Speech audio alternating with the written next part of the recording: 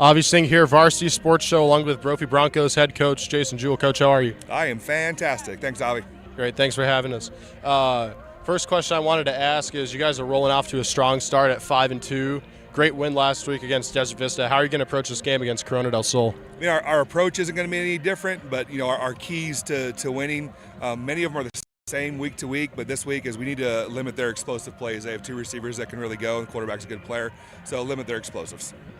Yeah, and Corona del Sol, they have a 2-5 record, but they have a very strong receiver core, like you said, and they also have a very strong defensive back core. How are you trying to approach those? Yeah, really. I mean, we can't overlook their record, 2-5. Winning a football game in 6A is not easy. We have to prepare hard every single week. So, and these kids are skilled, and they've been in ball games. Just haven't been able to finish some of them. So we can't overlook these guys. We need to come in here. We need to play strong. We need to come out strong and finish this ball game. Great, thank you, Coach. Thank you. All good? Yep. All right. Thank you. Good luck.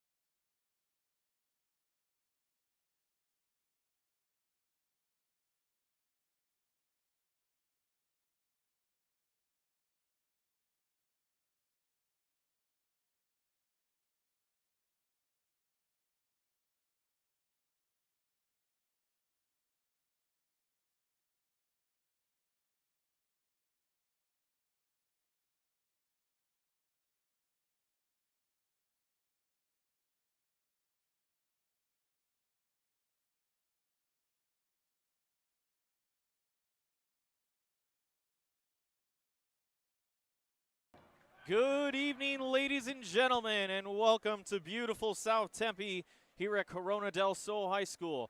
I'm Lucas Metzner along with my color analyst, Avi Singh, and we got an exciting one tonight with two high-powered offenses. Avi, what are your early thoughts? Yeah, absolutely. This is definitely a battle of the quarterbacks. You've seen Charlie McGinnis and Connor Ackley, the two quarterbacks, go at it for their respective teams, and both have put up substantially great numbers this season. McGinnis, 13 touchdowns, 3 interceptions. He's thrown 61.9% from the field. Very efficient passer, around 1,377 yards throughout Brophy's 5-2 start. And while Corona del Sol has started out at 2-5, Connor Ackerley has certainly been a benefactor in that offense. He's thrown for around 63.4% with around 1,889 yards. He has a 10 touchdown to 7 interception ratio, but don't let that fool you. He's the big reason why their season is still alive. Yeah, definitely not the most ideal touchdown to interception ratio, but this air raid offense runs through him. He's got multiple targets that he'll be hitting up tonight. We're going to be looking out for wide receiver Raiden Vines Bright. He's got 33 receptions for 718 yards this season. And his other target that has been seeing a lot of balls thrown his way, that's number 5, Zuri Glenn. He's got 26 receptions for 417 yards. And here we go, ladies and gentlemen, at a loud and rowdy Corona del Sol High School. We are getting ready to kick off here.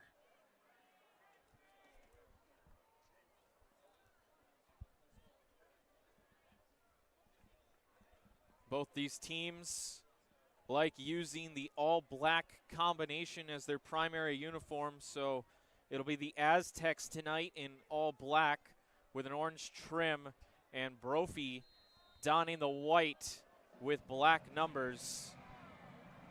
And it is all teed up. The kick about to be underway from Malcolm Flynn.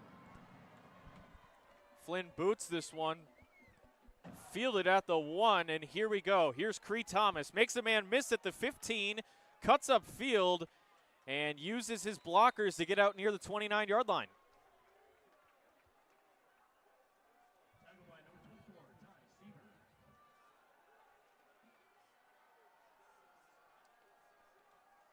Got a great crowd showing tonight. The student section is here, and they are rowdy, doing a good job supporting their school, maybe despite the slow start, but hey, conference play just opened, so they're only 0-2 in that, getting their more licks of the 6A Central here.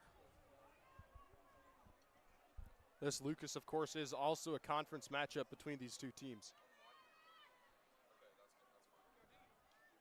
Here we are, 1st and 10, McGinnis from the shotgun, and flag from the back judge. They did not get the snap off in time. Yeah, early whistles here, not a good sign when you want to start a football game. Never want to start at 1st and 15. Got off your camera screen here, play clocks displayed in either end zone. And it looks like there's a clock issue. But it'll be interesting to see how much the referees will be using that unofficial play clock and how much we have seen them just use their left wrist and the watch timer. Yeah, and I'll tell you what, Lucas, there isn't really a play clock in high school football, but it sort of preps these guys going off to college teams next year. Gets them ready, especially with the talent Brophy has. 1st and 10, a handoff to Chambers here. Takes a hole to the left side, gets the penalty yardage back, and then one, setting up 2nd and 9. Well, partner, let's talk about Harrison Chambers here for a second. He took over for the starting running back Carlos Estrada, who got injured around the Broncos' 4th game of the season, and he's really taken off. Harrison Chambers has had big shoes to fill, as that time McGinnis takes it himself, sets up 3rd and manageable. Speaking of Charlie McGinnis, he's another guy that you want to watch out for on his legs. Of course, McGinnis, the two-sport player, football and lacrosse. That Broncos run game, dangerous tonight. Known for his ability to throw, but also known for his ability to use his legs, and almost got the hard count going right there. Brophy's been using a lot of that going on 2 to try and gain those free 5 yards from defenses. McGinnis from the shotgun looking to throw. With patience and time, over the middle, incomplete. He was looking for Jax Ryan, and an early 3-and-out here for the Broncos. Yeah, and I'll tell you what, that was a good solid throw down the middle by McGinnis towards Jax Ryan. Unfortunately, he was in double coverage. That time it was swatted away by Arion Wade, the strong safety, and just a testament to that strong Corona del Sol secondary. That's something that this Broncos offense has to watch out for tonight. I spoke too soon. The offense is going to stay. Doesn't mean that they'll necessarily go for it, but they tried to get the hard count there, and they'll just take the timeout instead. And an early timeout here for the Broncos, and I'm not sure if I really necessarily agree with that decision, Lucas, because number one, you're burning a timeout in the early stages of the game. I mean, we still have 10:45 left to play here in this first quarter, and that too, this was the first drive of the football game. And second of all, they tried that hard count on 3rd down, and Corona del Sol didn't bite, and certainly they didn't bite this time either. Corona del Sol Aztecs looking quite disciplined. They must have known the scouting report that McGinnis likes to go on 2, less than 5 yards away. They like to draw that free 1st down and move the chains. Doesn't happen there. Interesting to see if that timeout usage early will come back to bite him. Punts away here, and it's caught at the 35. No fair catch, taking off down the left sideline here and getting into Bronco territory. That's Cambrell Walker. Well, punt that time by Connor Fury, one of the 2 kickers on this Brophy tandem, along with Eddie Jatan. Great return that time by Cambrell Walker. He saw a hole open that left sideline and took it, and that's going to put Connor Ackerley in this Corona del Sol offense in great field position to start their first drive of the game, Lucas. Getting our first taste of Ackerley here. He's got a quarterback rating of 95.9 entering this one. From the shotgun, fires to his left immediately, and could not complete the catch intended for Zuri Glenn that time. Yeah, and let's talk about Zuri Glenn quickly here for a second. He had 26 catches so far in the season for 417 yards. You can now make that 27 receptions. Excuse me, no, that was out of bounds. It is still 26 receptions, but one of Ackerley's favorite targets here on that wide receiver core. Ackerley pumps, now uses his legs. He can run 2 and slides after gaining 2 or 3. Yeah, smart decision that time by Connor Ackerley just to take it himself down the middle. And the comparisons between both of these quarterbacks are few and far between, Lucas. I mean, there's a lot you can say about them. At that time, just the tackle made down the middle. But watch out for both Ackerley and McGinnis this game on their feet. Lots of positive attributes being said about these two quarterbacks. Ackerley, before that one, had 34 carries for 202 rush yards, probably sitting at 35 carries for 205 right now. Third and medium, Ackerley looking, evading, good pocket presence, but it ain't going to last for long as he is taken down behind the line of scrimmage. Finally in to clean him up that time was Alex Salome. Yeah, you saw the Broncos secondary that time decide to blitz, and it worked out really well because Ackerley's line just didn't hold up that time and sort of failed him there. He had to run for his feet, but unfortunately tackled that time by Salome and Mitchell. So both teams punting on their first drive of the game. Both these teams with the talented signal callers that have great pocket presence. They know when to tuck it and run. But for the moment, the Aztecs appear they want to go for it here on 4th and 9. No hard count situation this time, Lucas. Yeah, further than 9 yards, and they might have tried it there, but to no avail. And if you thought Brophy, might have been risking it right there, using that timeout with the hard count, the Aztecs couldn't even get a first down, even if a penalty was called there. Yeah, this is just some strange voodoo magic this time by the Aztecs, just completely mirroring the Broncos' first drive. They tried going for that hard count scenario too, which I don't think makes any sense at all, Lucas, and neither do you, because it's 4th and 9. Like you said, they're not going to get a first down if they get Brophy to jump. And that too, they just burned their first time out of the game. So now both teams only with 2 timeouts here left in the first half, and Corona's just going to have to punt. Down an early timeout, but if you don't use them, you will indeed lose them. So got to be more careful with your second half timeouts. Those are always the most valuable. Coaches can be a little more free-spirited with the first half ones. Brophy making like they'll bring pressure. Almost got through. It's a high kick and fair caught at about the 15 or 14-yard line. So Brophy's defense holds up, gives the offense another chance. And I'll tell you what, that was good special teams play on both sides. You saw Alex Salome that time almost get the block on the punt, but a good job by Corona's special teams to get that out towards the 15-yard line, making Brophy call for the fair catch. No matter the record, year in and year out, these are two tough 6A Central opponents that are well coached and well disciplined. They don't beat themselves often. 1st and 10. McGinnis just hands off to Chambers. Chambers lowers his shoulder, but is stopped immediately after a gain of 2 or 3. And here's the interesting thing about the Broncos' offensive game plan tonight. Coach Jewell said they weren't really going to mix things up tonight, which I found pretty interesting because we know the strength of those Corona defensive backs. And it looks like we've seen a lot of runs with Harrison Chambers so far, but Corona's been prepared. They're creeping in that box, trying to shut Chambers down.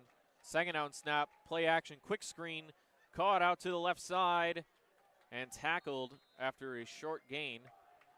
That time, Jax Ryan making the play. It looked like a ref threw his flag down there on that right sideline. And you are correct. The infraction going against Corona del Sol for a sideline warning, so no yardage to be taken either way. I couldn't believe where the flag was coming from. I saw it same as you did, but wasn't sure whether or not to call it. I thought I could have been imagining something there. 3rd and short. Looking for the first down of the game. Here's Brophy. McGinnis gives to Chambers, and he is met immediately in the backfield. It's going to be holed up just short. And now Brophy deep in enemy territory, but only a yard to go. Be interesting to see how aggressive Coach Jason Jewell really wants to be here. Well, I'll tell you what, it's been good defensive play calling so far for head coach Jake Barrow. Of course, he calls defensive plays for Corona del Sol, and really they've come out and played a chess match in these first few minutes here against the Broncos. So Brophy does go for it. Give it to the workhorse Chambers, and it is all going to depend on the spot, but it looks like he got just enough to keep the sticks moving. Yeah, risky call that time from the Broncos. Little Bruce Arians mantra there, no risk it, no biscuit, but this time they do get the biscuit. They were able to pick up the first down. And dangerous territory here for Brophy to go for it, but I like that call. Risky spot, but I'm with you. I like the call as well. 4th and a yard. You got all the trust in the world in your great offense to get one more yard and keep this going. So from the 25, here's McGinnis. goes back to the left, and he finds Jacob Buggy. Jacob Buggy with some space, makes one man miss, and gets near midfield. A great screen designed play right there from Jason Jewell and the Broncos. Yeah, that's really the first big play we've seen so far in this game, and it came on a pass. Here's what the Broncos like to do after a big play. Going no huddle, upping the tempo. Another quick screen, right to Jacob Buggy again. Shoulders into one, but can't escape that tackle. That time on the far sideline, no gain. Almost the exact same play call at that time for the Broncos, except this time Buggy was on an outside screen, not inside. Corona just prepared that time for the call. Sometimes it comes down to calling the same plays but making them look differently. That time, Corona was ready. McGinnis just fakes it to Chambers, and that was an RPO right there. He fired a bullet to CC Camarada, but at that close range, it's incomplete. Yeah, and those RPOs, you really have to decide quickly, Lucas, based on the coverage. Do you want to run the football or do you want to pass? Looked like Charlie was a little indecisive that time.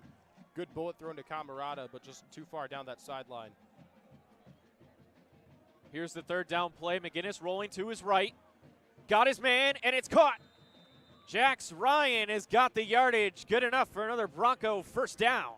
And that's exactly what they were looking for that time. Redemption on the sidelines. Couldn't get the sideline catch with Camarada on the last play. Got it this time with Jax Ryan, who McGinnis tried to throw to on their first drive of the game. Going hurry up after another first down, and the fumble is on the field. The handoff exchange was not clean, and McGinnis wise to fall on it. Just a costly mistake that time for the Broncos. Lucky that Charlie McGinnis was able to fall back on that football. But when you hand the ball off to the running back, you have to punch it in securely in his chest. And that time, just a little bit of miscommunication from McGinnis and Chambers. With Charlie McGinnis's leg talent, Brophy likes to run the option. I think it's a good call, but that time that exchange can be tough if both of them aren't on the same page with what they want to do. 2nd and 12 here.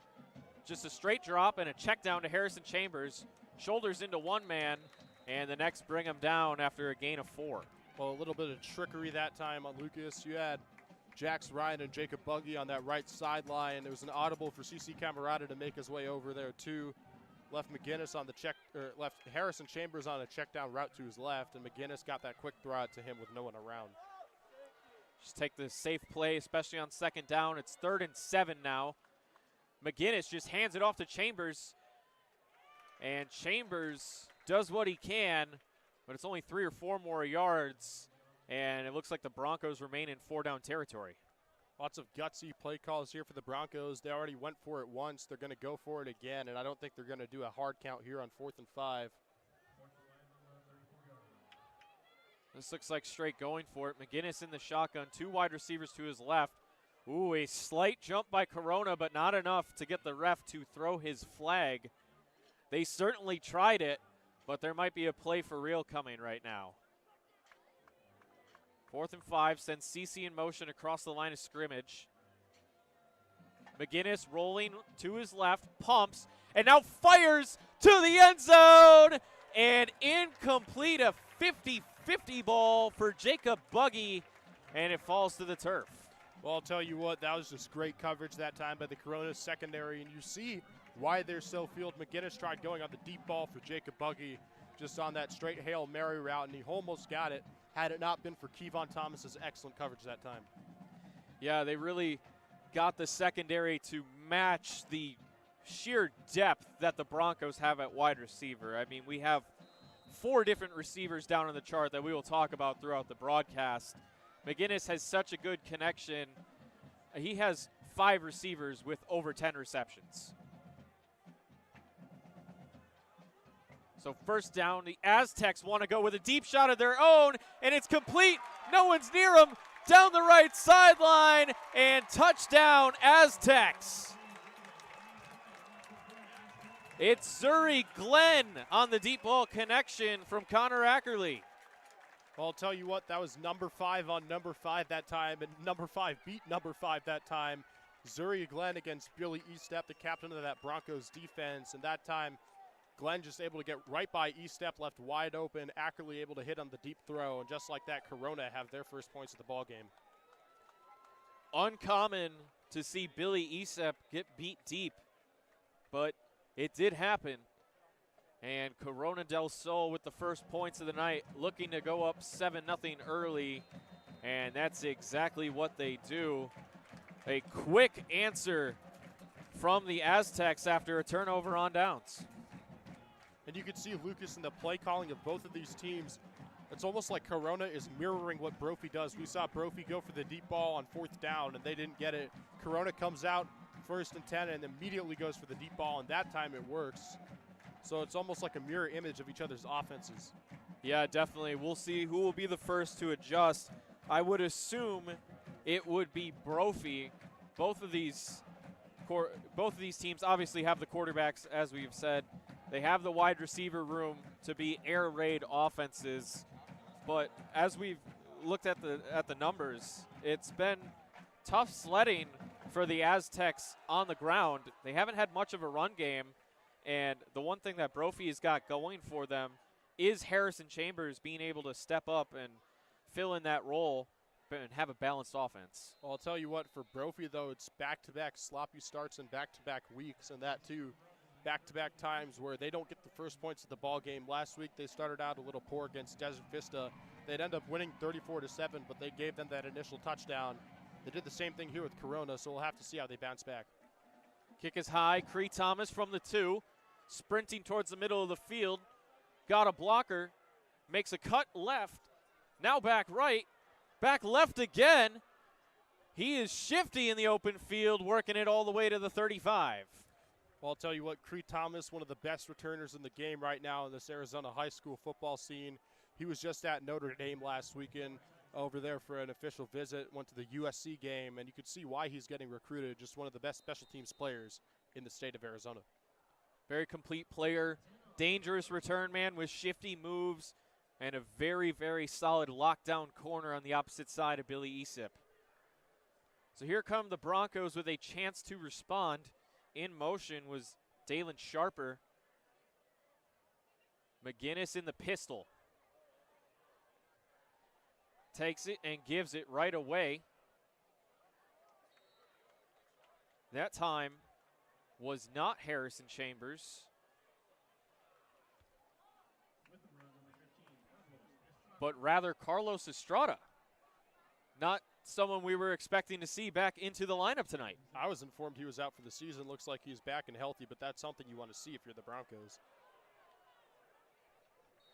So Estrada once again, sorry, we're a little bit in shock in the booth here. We thought Estrada's season was done, especially after the production that Chambers has given, but here he is on the field, a great sight to see and already getting carries and first downs. Here's another one, and they don't even have the chain set before he can take off down inside the 15. Well, I'll tell you what, Lucas, welcome back Carlos Estrada. What a start. I mean, he didn't start the football game. Looks like they're trying to slowly condition him to get back out on the field. Comes in here and gets a big run on his second rush of the football game.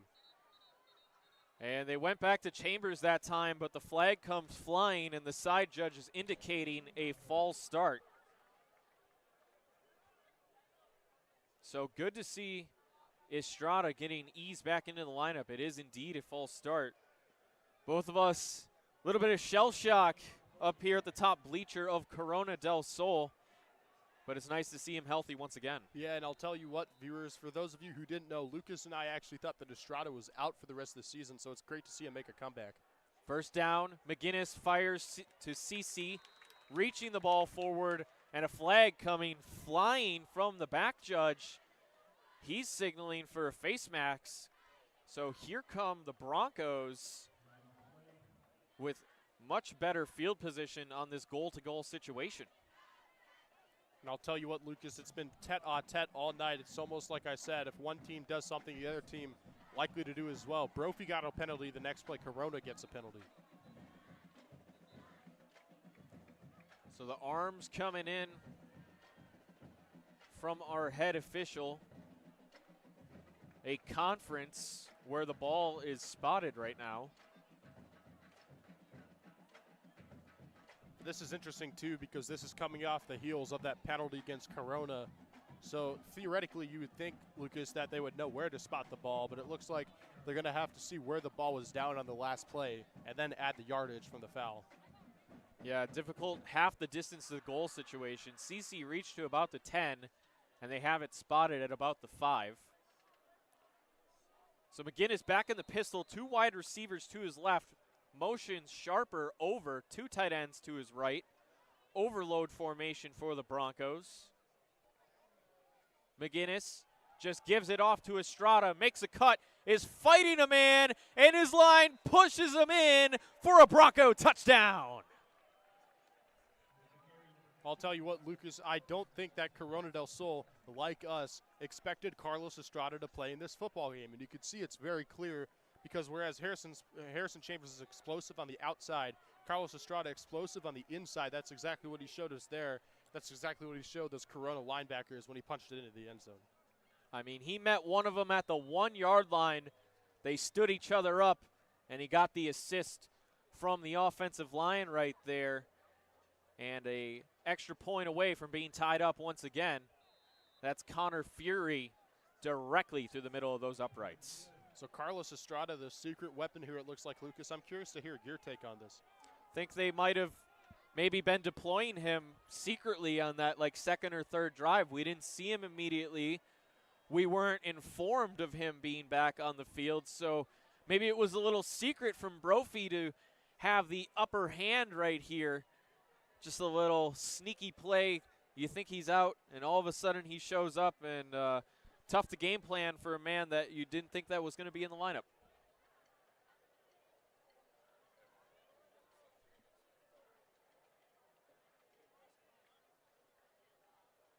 Javi, what have you liked most out of that drive besides the fact we saw Carlos Estrada back on the field? Well, it's really hard to pick something other than Carlos Estrada because for the most part that drive was almost completely Carlos Estrada. So with that being said, I'm going to have to go with Carlos Estrada because if Carlos Estrada was down on the field, I don't think the Broncos could have gone out and scored a touchdown as quickly as they did. I mean, it took, 3-4 plays for them to do so. So big props to Carlos Estrada for coming back out of the shadows and getting his first touchdown back in almost 3-4 games.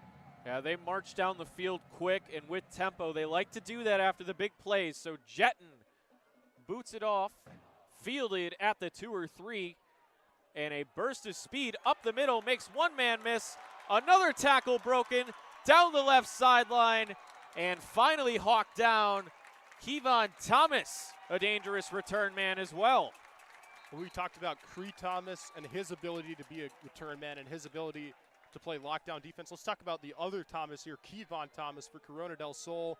We saw him stop a big 4th down play that would have seen a touchdown in the end zone for Jacob Buggy. Now he comes out here with a great return, lots of blockers open. Great start here for Corona after giving up that touchdown. So both teams are walking back, and the official signal comes from the referee who didn't see a flag on the far side of that field. It was holding, so despite great efforts, they'll be at a more normal field position here. I do think, though, despite the holding, you can't discredit that effort from Thomas. Great effort that time. Got a lot of blockers open, and even though it did result in a penalty, good yardage. Can't discredit that at all. If your last name is Thomas and you're playing in this football game, good chance you're a skilled return man. Absolutely. Here come the Aztecs. Eckerly with a quick screen, complete to his man, and a tackle made after about 3 or 4 yards. That's Eckerly finding Jai Jones on the screen pass.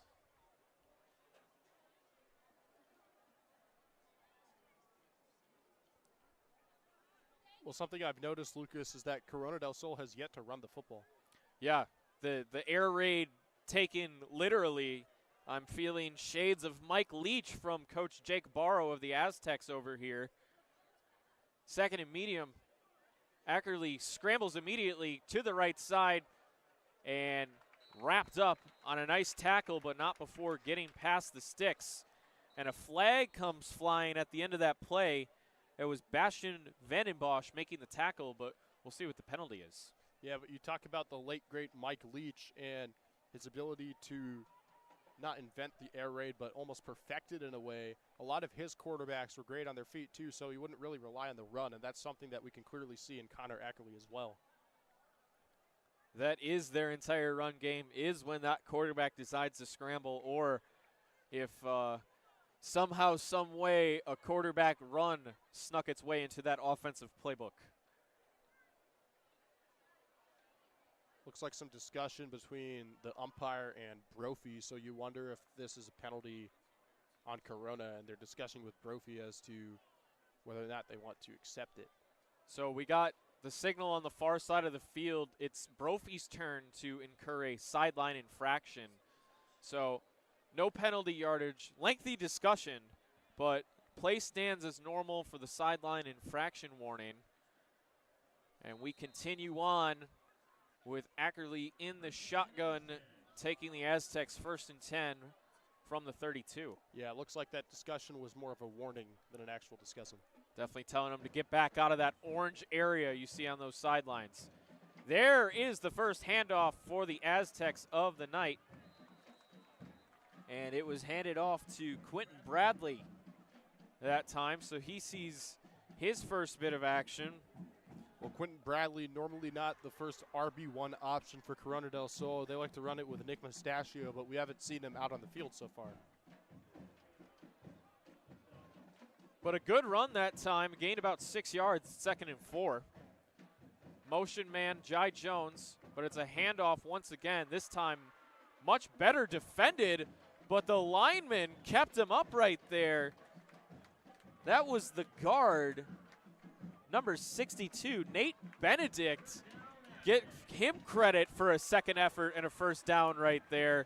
He shoved his own running back to keep him afloat. Well, I'll tell you what, give credit to the offensive line that time. Had it not been for Benedict, Brophy probably would have filled the gap and stopped him short, resulting in 3rd down.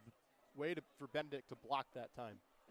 So Ackerley trips to his left side in the pistol, drops back, was going to fire it deep, now finds his check down man, and that's a solid decision, gaining about 5 yards.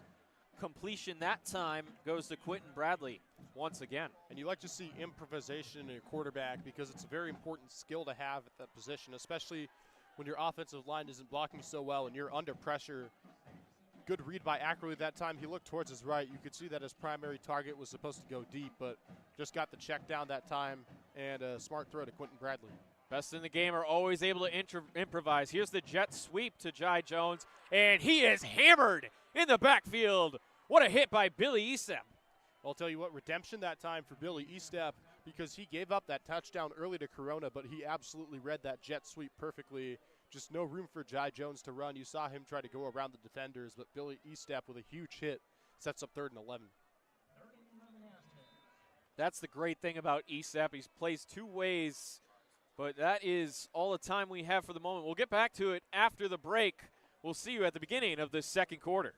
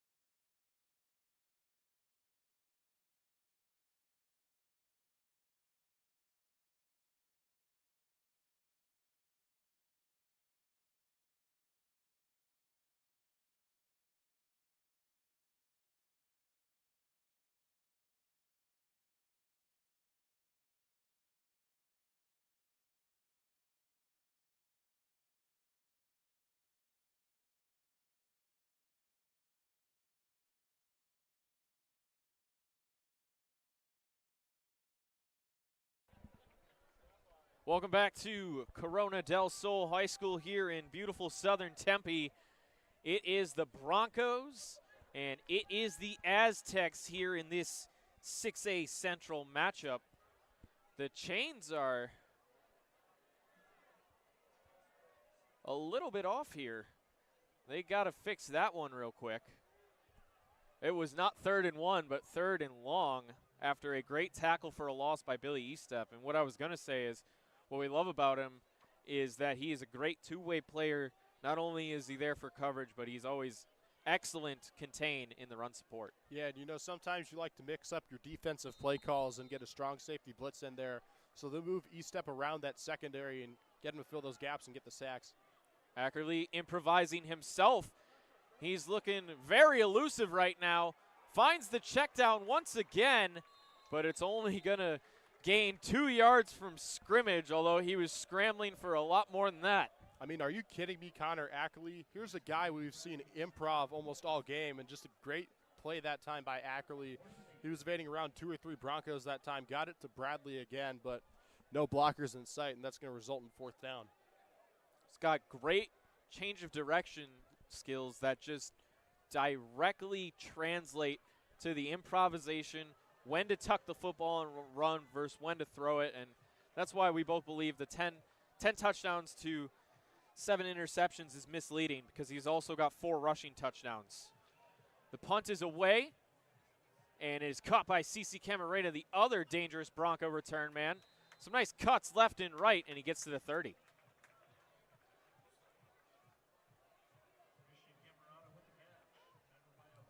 Well, Lucas, here come the Broncos offense out, tied in a 7-7 ball game. You think they're going to go more aggressive here? I think that would be the case. It just depends on what kind of aggressive. I feel like I could see 2 kinds of aggressive from Coach Jason Jewell right now, and they both involve just unleashing Charlie McGinnis. Now, would it be through the air or the ground? Would they get some more option, or would they throw it more? And I think they might let Charlie throw a little bit in the second quarter. Here's 1st and 10. Charlie with a quick throw, and got it to Jax Ryan, and he's got a 2 or 3 yard gain for being stopped. And there is your prediction right there with more passes. Coach Jewell loves running those screen passes. This time it was Jax Ryan, just got a few yards that time. Looks like, too, with that running back situation, Harrison Chambers is out on the field. So I would now expect Carlos Estrada to come in and out of this football game, especially when Coach Jewell needs some power runs up the middle. Absolutely. 2nd down here, and it is an RPO. Nice job by McGinnis. Fake the handoff. Camarena won't go down. So nice play design on the RPO, and this time it is right into the hands of CC Camarena. And CC with a little spin move that time, almost tackled a little short by Keani Abril, the mid linebacker, but able to work his way towards that 1st down. So we got an injury timeout on the field. Hope that Aztec is okay. But let's take a second for CC Camarena. He's got, first of all, he joins Cree Thomas as being one of the 2 electric return men for the Broncos special teams.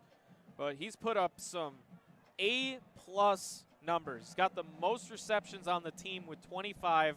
He's got 265 yards, 3 touchdowns, and what impresses me the most is 10.6 average yards per reception.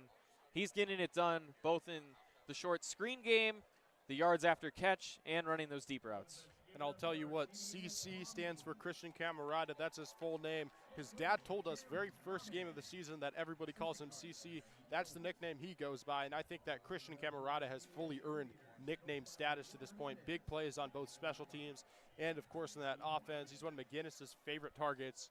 And the thing about Camarada, too, is that CC is very versatile. You can either get him on the screen pass or send him deep. He can go on a slant down the middle, or he can do a little zig route, and every single time he's going to be open. He has lined up in almost every position imaginable for a receiver: outside, inside, slot 1, slot 2, X, Y, Z, whatever you want to call it. He's been lined up everywhere, and he has succeeded at every position he's been put at. I would say forget X, Y, Z and combine them all together into X, Y, Z, because that's really how Christian Camarada plays. Because like you said, Lucas, you can put him pretty much anywhere along that offensive line. Either side, doesn't matter whether he's going deep or whether he's going short, he will be open. Got him lined up in the slot. He's in motion right now. Motions back to the other side. So the referee asking for a pumping up of the play clock here. And now we will resume. Yeah, I was about to say, it looks like we have a little clock malfunction. We're on the 3rd clock malfunction of the game, too.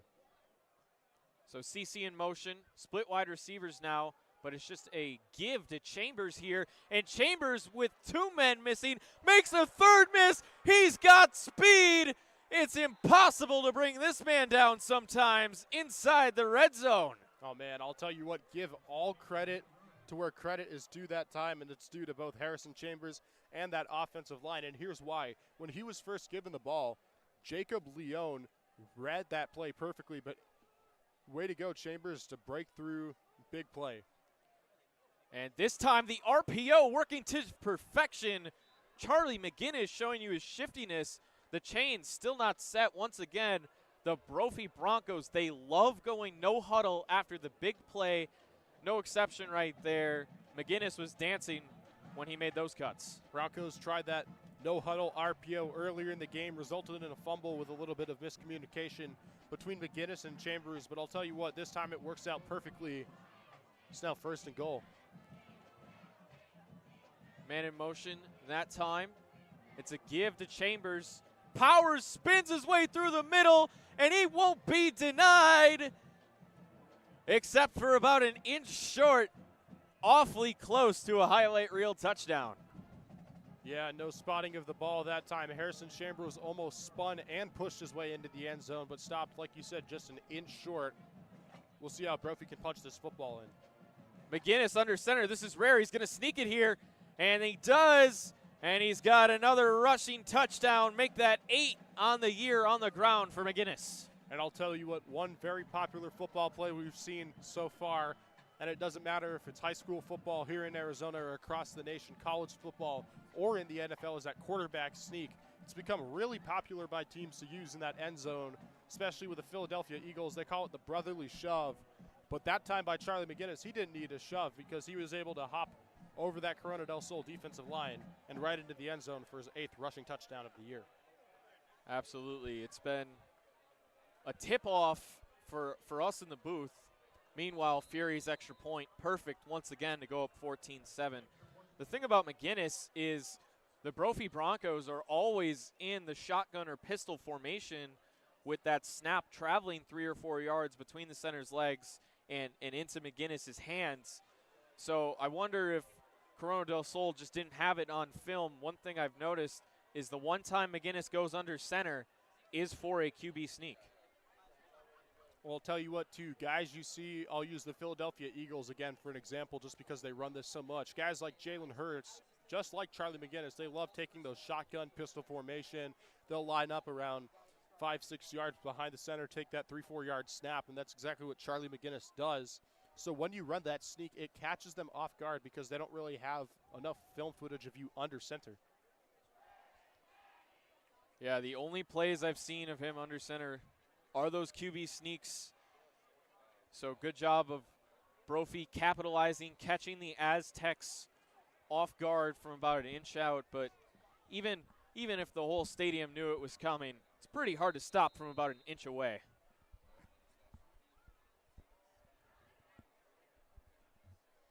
Eddie Jachan.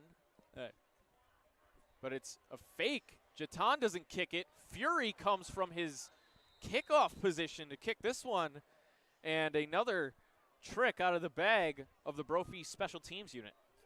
And it looked like the receiver that time muffed the kick too. I don't think it was the trickery from the kickers. I think that was just a mutual decision between the two that Fury would kick it off and not Jatan. But interesting to have both of them out on the field. That's something I haven't really seen before from this Broncos team. Me either. Both on the field at one time, and Jatan took his hand as the normal kickoff specialist, and Fury came in from the one position. Meanwhile, a rare handoff here from the Aztecs, and here is the regular running back we're used to seeing. That's Nick Mustachia, and he gains 4 yards on that one.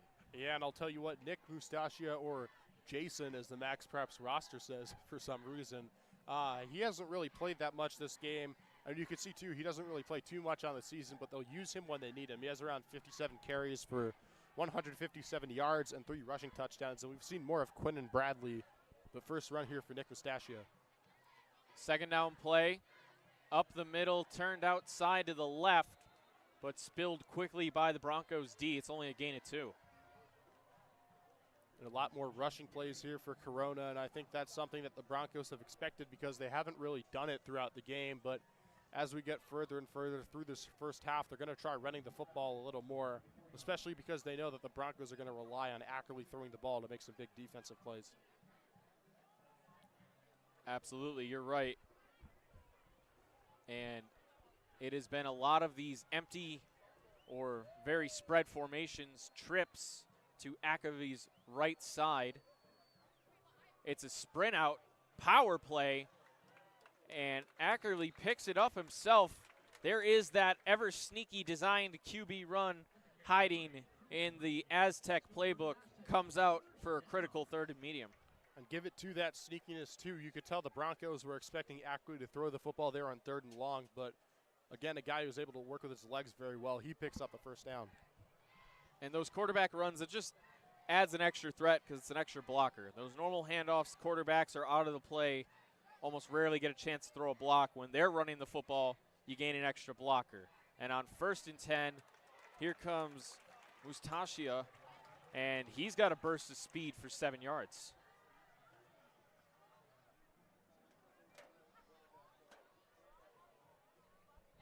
And I wonder, Lucas, if Corona is doing something with Nick Mustachia similar to what the Broncos did with Carlos Estrada, the little sneak attack surprise. Just hiding the starter in plain sight on the bench till it's time to use him.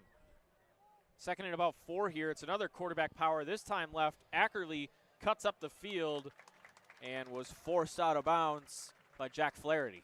Looks like that was actually a wide receiver run that time. That was Cruz Swearinger, number 8, who took it, so it was a little bit of trickery. He's actually also listed as a quarterback, which I do find pretty interesting. So I guess technically you could call that a quarterback run, but Ackerley usually the guy that will take those QB runs. This time they got Swearinger in there trying to mix things up. Forgive me, it is Cruz Swearinger in at the quarterback position. And although with his helmet on, Ackerley is sitting on that sideline right now. 1st and 10, so a dimension to the run game gets added with Swearington. Over the middle, thrown that time, tipped up in the air and picked off by the Broncos. That time, it's the man we were talking about, Cree Thomas. Well, I'll tell you what the problem in that play right there is the fact that they had, and no offense to you, Cruz Swearinger, but they had you throw the football because you had to come out in the game in the middle of absolutely nowhere because Connor Ackley had to come out, and that put you in there. I thought it was a good call that time by Jake Barrow and his offensive coordinator to have Swearinger run the football that time, a little bit of a wildcat play with the quarterback, because if I'm Brophy, I'm expecting him not to come in full-time for Ackerley, but give credit that time to Cree Thomas, too, and his teammates for swatting it into the air right to him. Heads-up play, the first down run goes to Estrada, but that one nowhere, loses a few yards, actually. Brings up 2nd and long.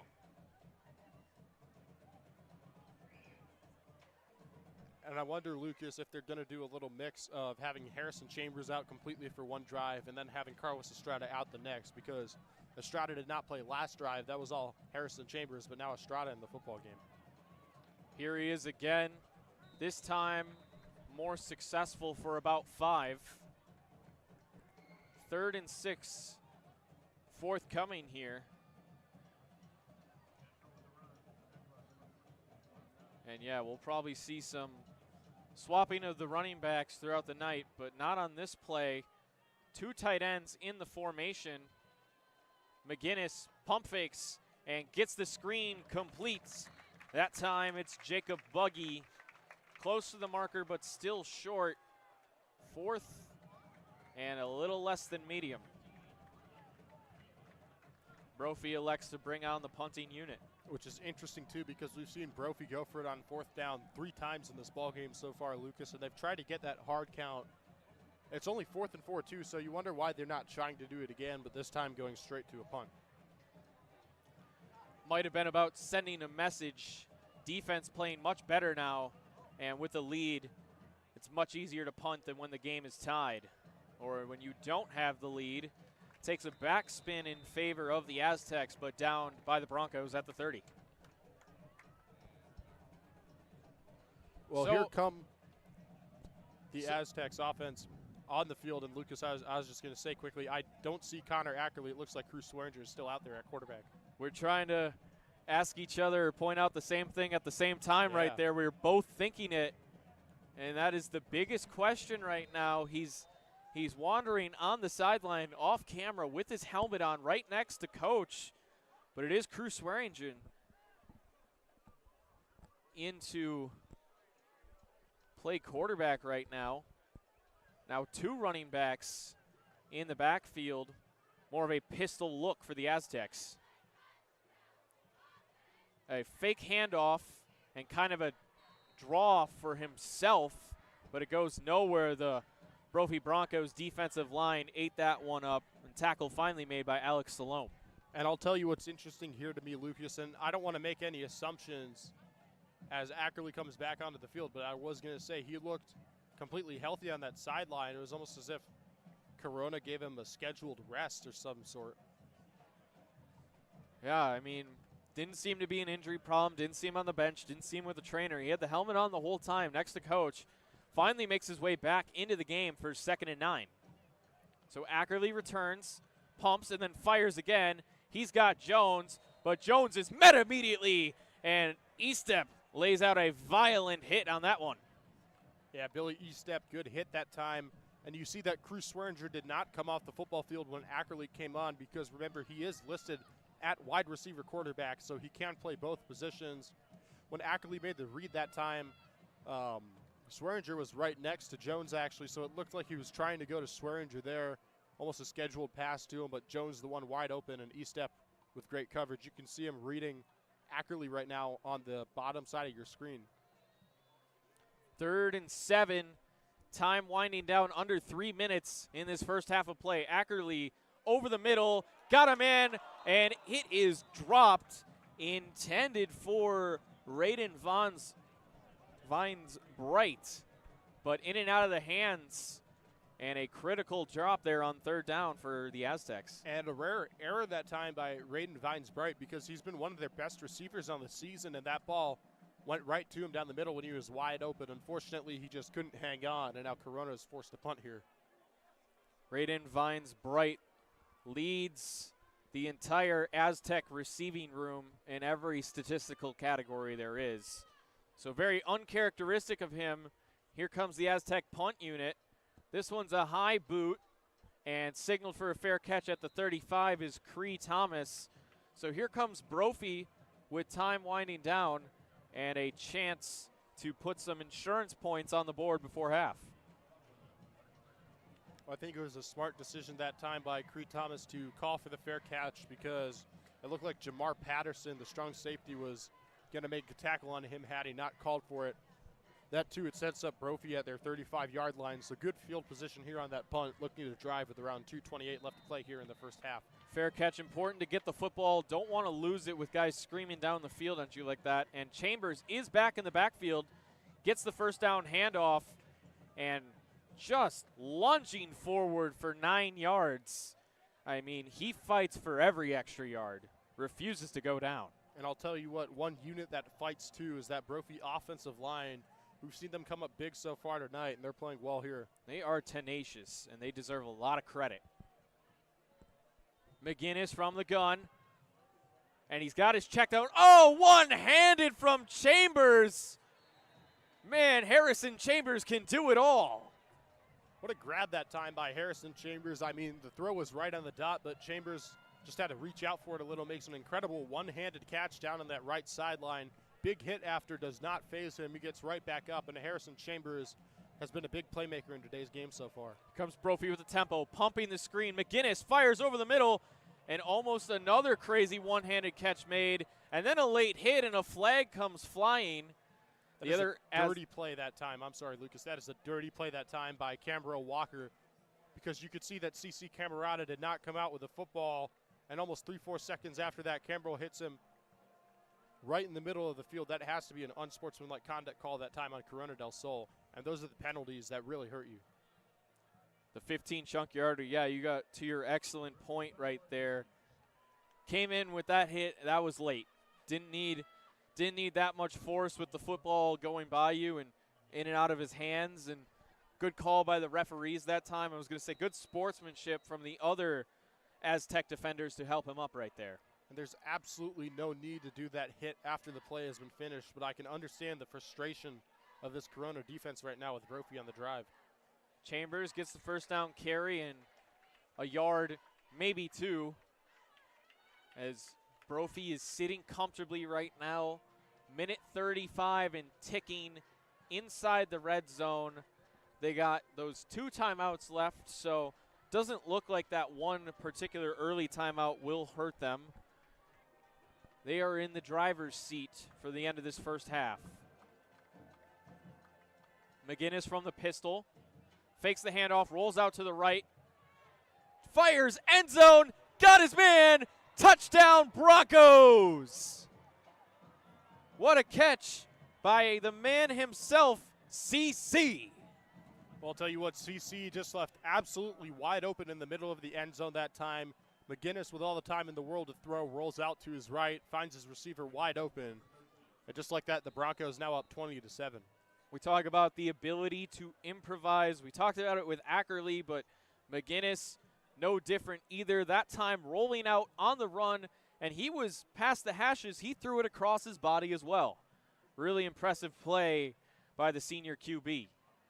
As Fury, no different, right between the uprights, makes it 21-7. And sometimes I like to call Charlie McGinnis the great improviser out there on the field because you can really see it in everything that he does, because there are times where that offensive line just can't play their best because whether it's fatigue or a good rush from the defense that time, but Charlie McGinnis always knows where to go, whether it's rolling out to his right, rolling out to his left, maybe dropping back a few steps and then trying to make that read and that pass. And you could see it that time there, just went to his right where he had all of his blockers and all the time in the world to throw and just found Camerata wide open in the end zone.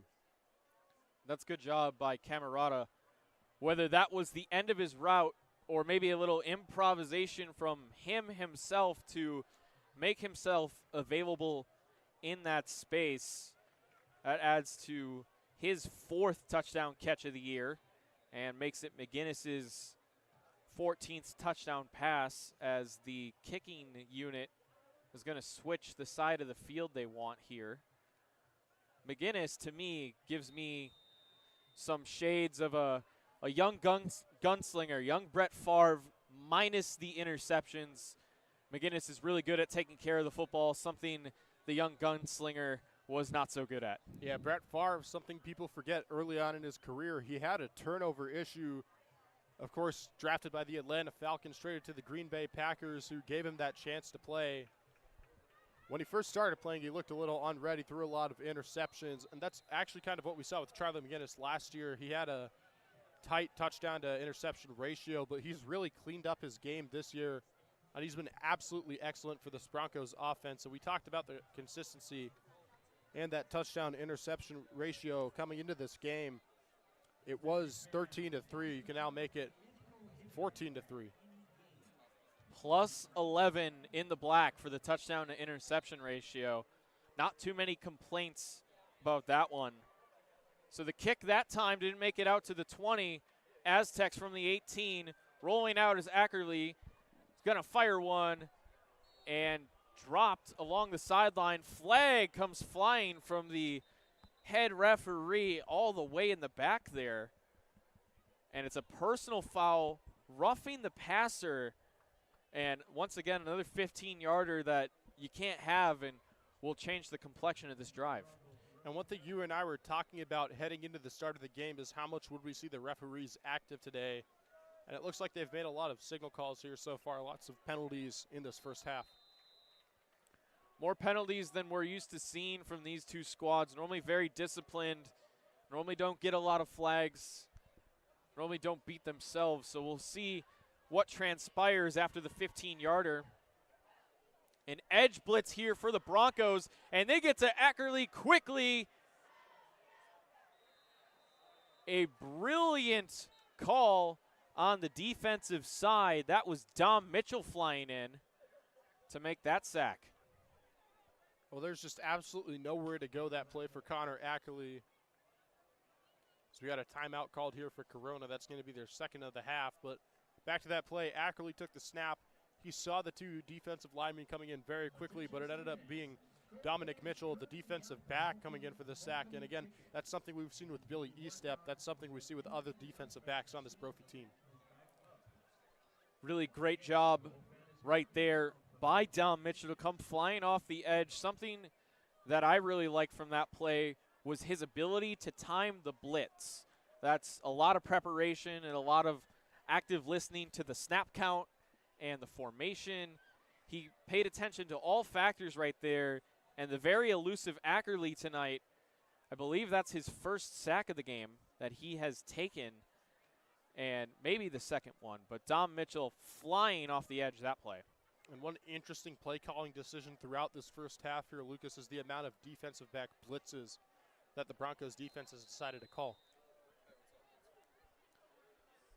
So only a rush of 3 or 4 from the Broncos. Ackerley escaping to his right. He's going to take off himself, and Estep makes a good play to get off his block, make Ackerley step out of bounds at about the 39. Yeah, smart decision that time by Connor Ackerley just to take it himself on that right sideline.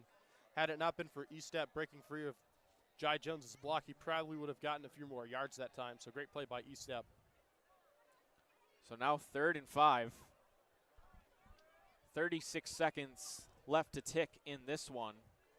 Ackerley with trips to his left, looks that way and then looks back to the right, pumps, scrambles, and floats it out of bounds to the sideline. Incomplete. It becomes 4th and 5 from their own 39, and Corona will send on the punt unit. Well, absolutely nowhere that time to go for Connor Ackerley. He was just facing pressure from start to finish on that play. Pressure made by number 53, Jacob Coates out there. Coates was relentless in that effort to pursue and make him just toss that one away. Not only does that get the stop, but it also stops the clock. Now 30 even seconds for the Brophy Broncos, still holding on to 2 timeouts. But it looks like the Aztecs are going to need one themselves to talk this one over. So we'll be right back once they break the huddle of this timeout.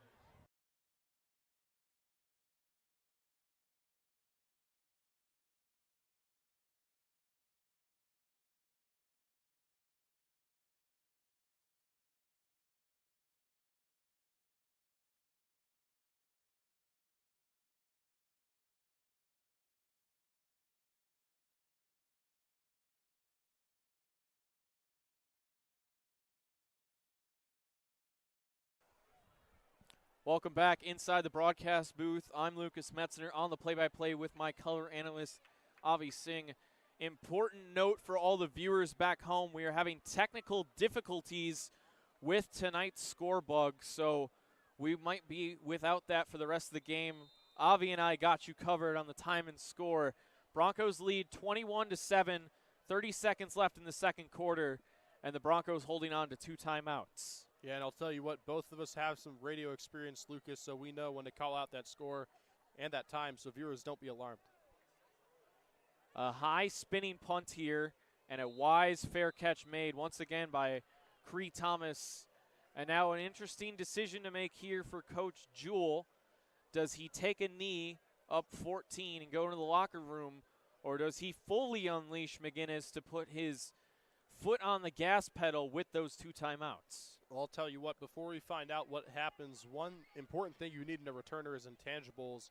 And we've talked about Cree Thomas's speed, but it's important to note his intangibles too. We saw earlier he called for a fair catch when Jamar Patterson was going to make the tackle on him, and another smart decision to call for a fair catch that time. He knows when not to take those big hits.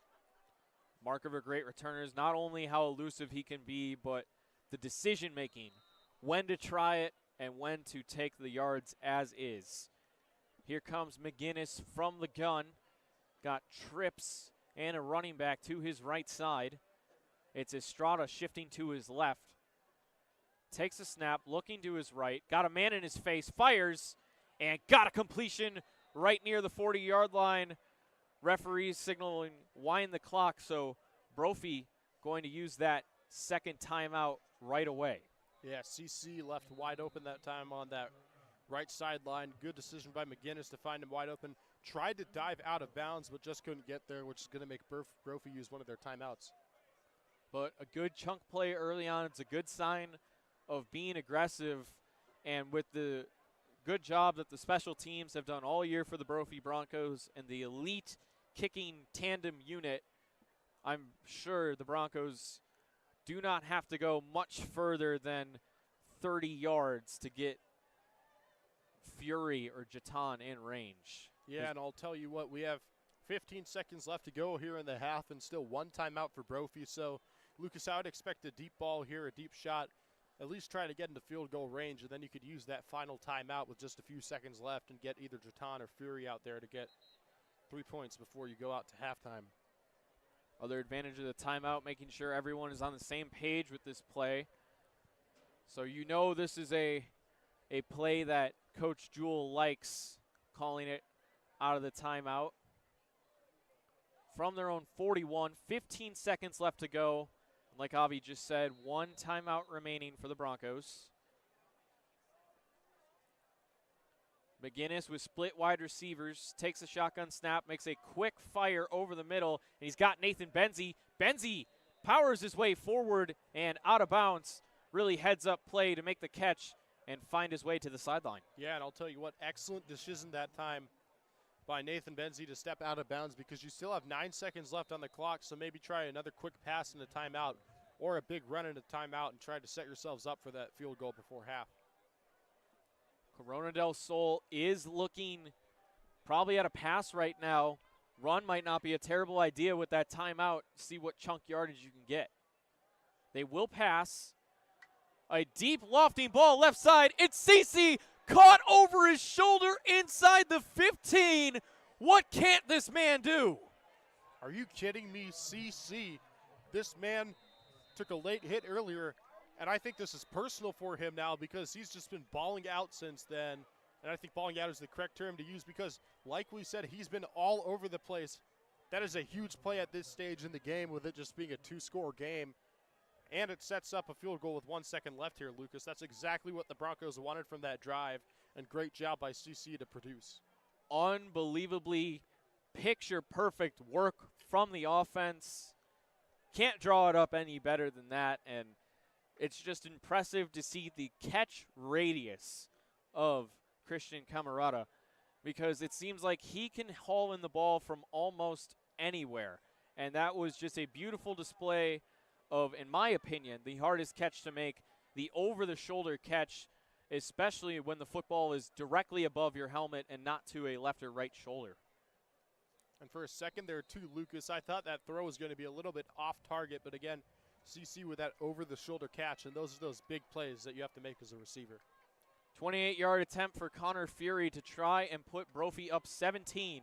Hold is good, the kick is good, and the Broncos offense gets to work quickly to add 3 more.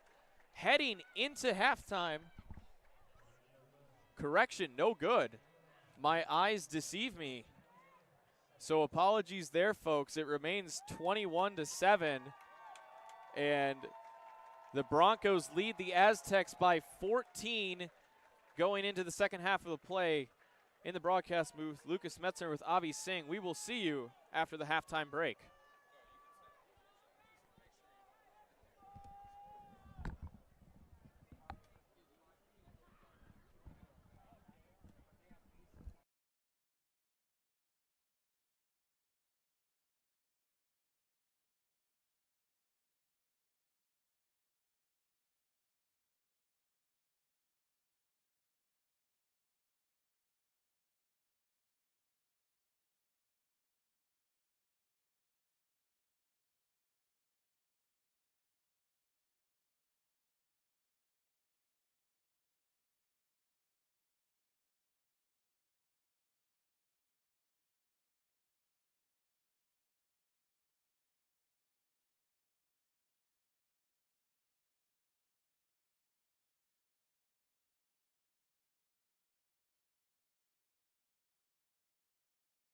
All right, everyone, let's take a look at some of the top plays from Week 6 of the NFL season. Goff looking deep, wants it all. Jamison Williams looking for the ball. Got it! Touchdown! From the 7. Wilson going down the sideline for Garrett Wilson. Makes the adjustment and the grab. 3rd and 7. Blitz coming. Walker has it blocked. Lofting far sideline. Cooper. Oh, what a catch! Amari Cooper. What's going on here today? A little matchup. Fake to Hubbard. And it's outside on 1st and 10. Oh, look at him hurdle. What a play by Tremble, who got a touchdown last week. And play to a 3rd and 6. He's 12 of 16. Lamb the block. Go, he's got him. He's got Hill. And they've got a touchdown. Cornell, 1st and 10. Miami's ball. Mostert getting a block from Hill. He explodes and spins and drives. There he goes. Falcons get the football back. A flag is down. Free play for Ritter. Going to take a shot for London. And London fighting for it. He's got it. Pressure coming here. And the ball is out. It's still free. And the Vikings pick it up. Down the sideline. Goes Jordan Hicks. And Hicks is in for the scoop and score. Position Kevin Stefanski wished to be. Not at all. Here's Walker. He has some time. Going to walk it up. Cooper's wide open. He's got it. Makes the move. Cooper. Foot race. And he's taken down at the 25. Up top to Amari Cooper. 6. Hurts facing a 4-man rush. Over the middle. It's intercepted. Picked off by Tony Adams. Adams on the run. Breaking tackles. Tossed down inside the 10. We welcome those of you who are watching Arizona and the Rams on 1st down into the end zone. Breece Hall. Ritter on the slant. Intercepted. 2nd and 9. Smith in the pocket, hangs in there, throws it. Picked off. Lunging interception. Taylor grip. Brought down in Seattle territory. Good call. Touchdown Saints. Rashid Shaheed. Back is Hubbard. Broken the block. In the end zone. Touchdown. Thielen.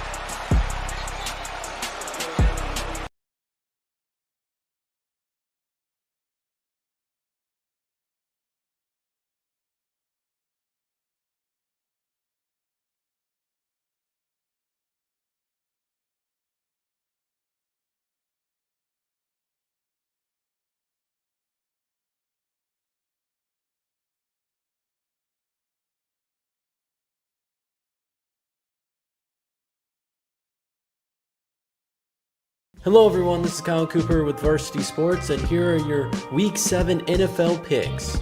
Starting off Thursday night, we have Jacksonville Jaguars at New Orleans Saints. The Jacksonville Jaguars have generated the most turnovers and most points off turnovers in the NFL. The Saints offense hasn't really clicked yet, despite having top talent on the team with Alvin Kamara, Michael Thomas, Chris Olave, and Rashid Shaheed. Jacksonville has looked okay on offense, not as good as last season. Trevor Lawrence is a game-time decision in this game. If he plays, I think the Jaguars will scrape out the win, but if he doesn't, the Saints will win. Anyways, I do have the Saints winning this game 21-14 over the Jaguars, despite not knowing if Trevor Lawrence will play or not. In the second game, we have the Detroit Lions at Baltimore. The Ravens are the favorite to win this matchup. Lamar Jackson found his receivers last week, including Zay Flowers with his first NFL touchdown, but they have been very inconsistent. Can they keep it up in this one?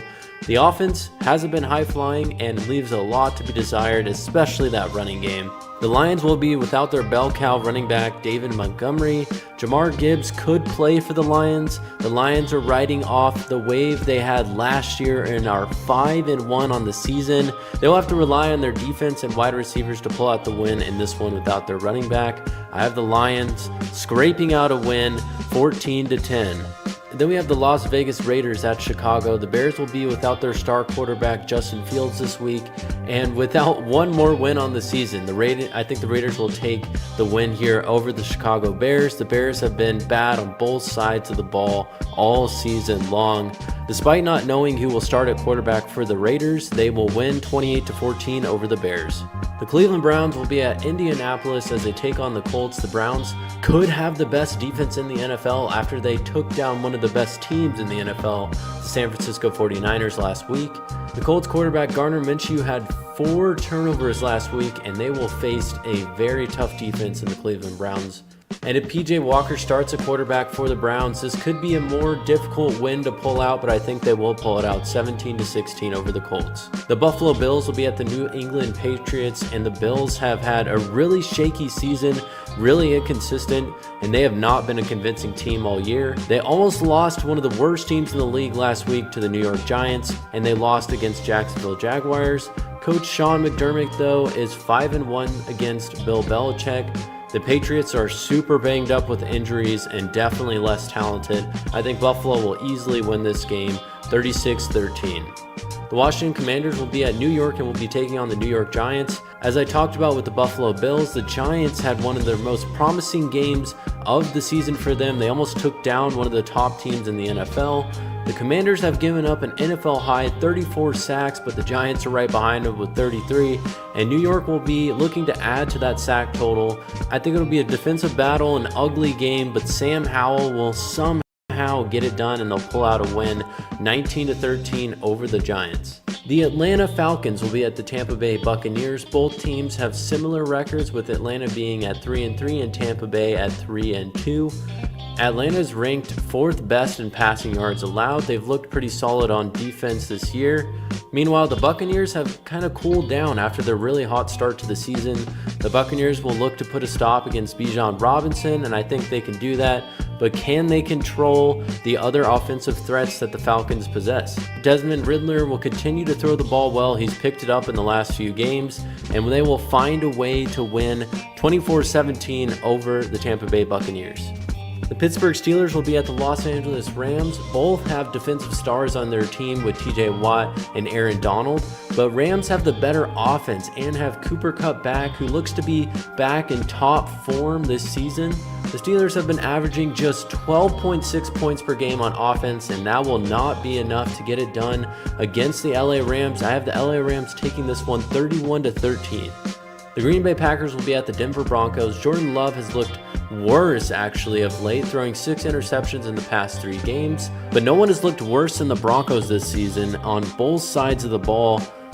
The Broncos rank last in scoring defense and total defense, and I think the Packers have enough offense to overcome the Broncos. It could be a close game though, and they might have running back Aaron Jones back, and that would be huge for the Packers. Packers will win this one 24-21. The LA Chargers will be at Kansas City. The Chiefs are back home, and they've had 9 days to rest and prepare for this game, while the Chargers have only had 5 days of rest after their loss to the Cowboys. Justin Herbert really needs to step up his game. He did not look good against Dallas. And Kansas City is one of the best teams in the league, so I don't see them losing here. I don't think the Chargers are good enough to beat them, but it will be a back and forth game. Kansas City will win 34-31. And next we have the game of the week. Miami Dolphins at Philadelphia Eagles. Both are 5-1. Definitely tune into that one on Sunday Night Football. The Eagles are coming off an embarrassing loss against the New York Jets, and their offense let a lot to be desired. It looked like in their last game that they were off. They were not in sync with Jalen Hurts, the receivers, and there's some issues there on offense that they need to address. Miami is flying high after their one loss to the Bills, and they look really strong despite having some injuries at running back. I expect this to be a high-scoring game, back and forth. Dolphins will win this one 27-24. And for the last game of the week on Monday Night Football, we have the San Francisco 49ers at Minnesota. The 49ers looked actually human last week as they suffered their first loss of the season to the Cleveland Browns. They could also be without their stars Christian McCaffrey and Deebo Samuel in this game. Kirk Cousins has a really bad record on Monday Night Football. He is 2-10 in these games. The Vikings will be without their star receiver, Justin Jefferson, and they only managed to put up 220 total yards on offense without Jefferson against Chicago, so that is not good for them. I don't think the Vikings have enough to take down the mighty 49ers. The San Francisco 49ers will win this game 31-13. And that has been your rapid previews of NFL games this week and my picks. Hope you guys enjoyed and enjoy the second half of the games.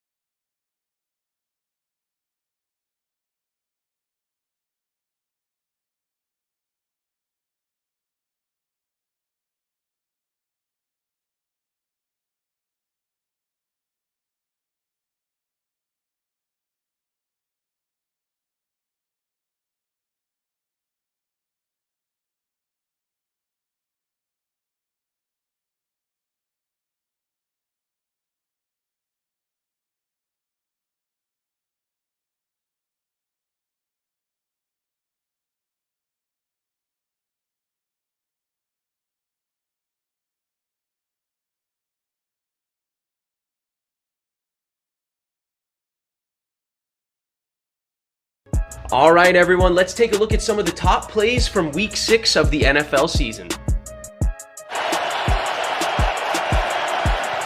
Goff looking deep, wants it all. Jameson Williams looking for the ball. Got it! Touchdown! From the 7. Wilson going down the sideline for Garrett Wilson. Makes the adjustment and the grab. 3rd and 7. Blitz coming. Walker has it blocked. Lofting far sideline. Cooper. Oh, what a catch! Amari Cooper. What's going on here today? A little matchup. Fake to Hubbard. And it's outside on 1st and 10. Oh, look at him hurdle. What a play by Tremble, who got a touchdown last week. And play to a 3rd and 6. He's 12 of 16. Lamb the block. Oh, he's got him! He's got Hill! And they've got a touchdown! Cornell, 1st and 10. Miami's ball. Mostert getting a block from Hill. He explodes and spins and drives. There he goes! Falcons get the football back. A flag is down. Free play for Ritter. Going to take a shot for London. And London fighting for it. He's got it! Pressure coming here. And the ball is out. It's still free. And the Vikings pick it up. Down the sideline. Goes Jordan Hicks. And Hicks is in for the scoop and score. Position Kevin Stefanski wished to be in. Not at all. Here's Walker. He has some time. Going to walk it up. Cooper's wide open. He's got it. Makes the move. Cooper, foot race. And he's taken down at the 25. Up top to Amari Cooper. 6. Hurts facing a 4-man rush. Over the middle. It's intercepted. Picked off by Tony Adams. Adams on the run. Breaking tackles. Tossed down inside the 10. We welcome those of you who are watching Arizona and the Rams on 1st down into the end zone. Breece Hall. Ritter on the slant. Intercepted! 2nd and 9. Smith in the pocket, hangs in there, throws it. Picked off. Lunging interception. Taylor grip. Brought down in Seattle territory. Good try. Touchdown Saints. Rashid Shaheed. Back is Hubbard. Broken the block. In the end zone. Touchdown. Thielen.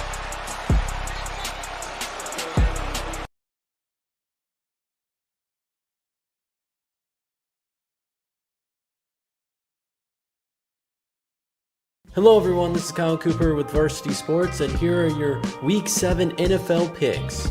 Starting off Thursday night, we have Jacksonville Jaguars at New Orleans Saints. The Jacksonville Jaguars have generated the most turnovers and most points off turnovers in the NFL. The Saints offense hasn't really clicked yet, despite having top talent on the team with Alvin Kamara, Michael Thomas, Chris Olave, and Rashid Shaheed.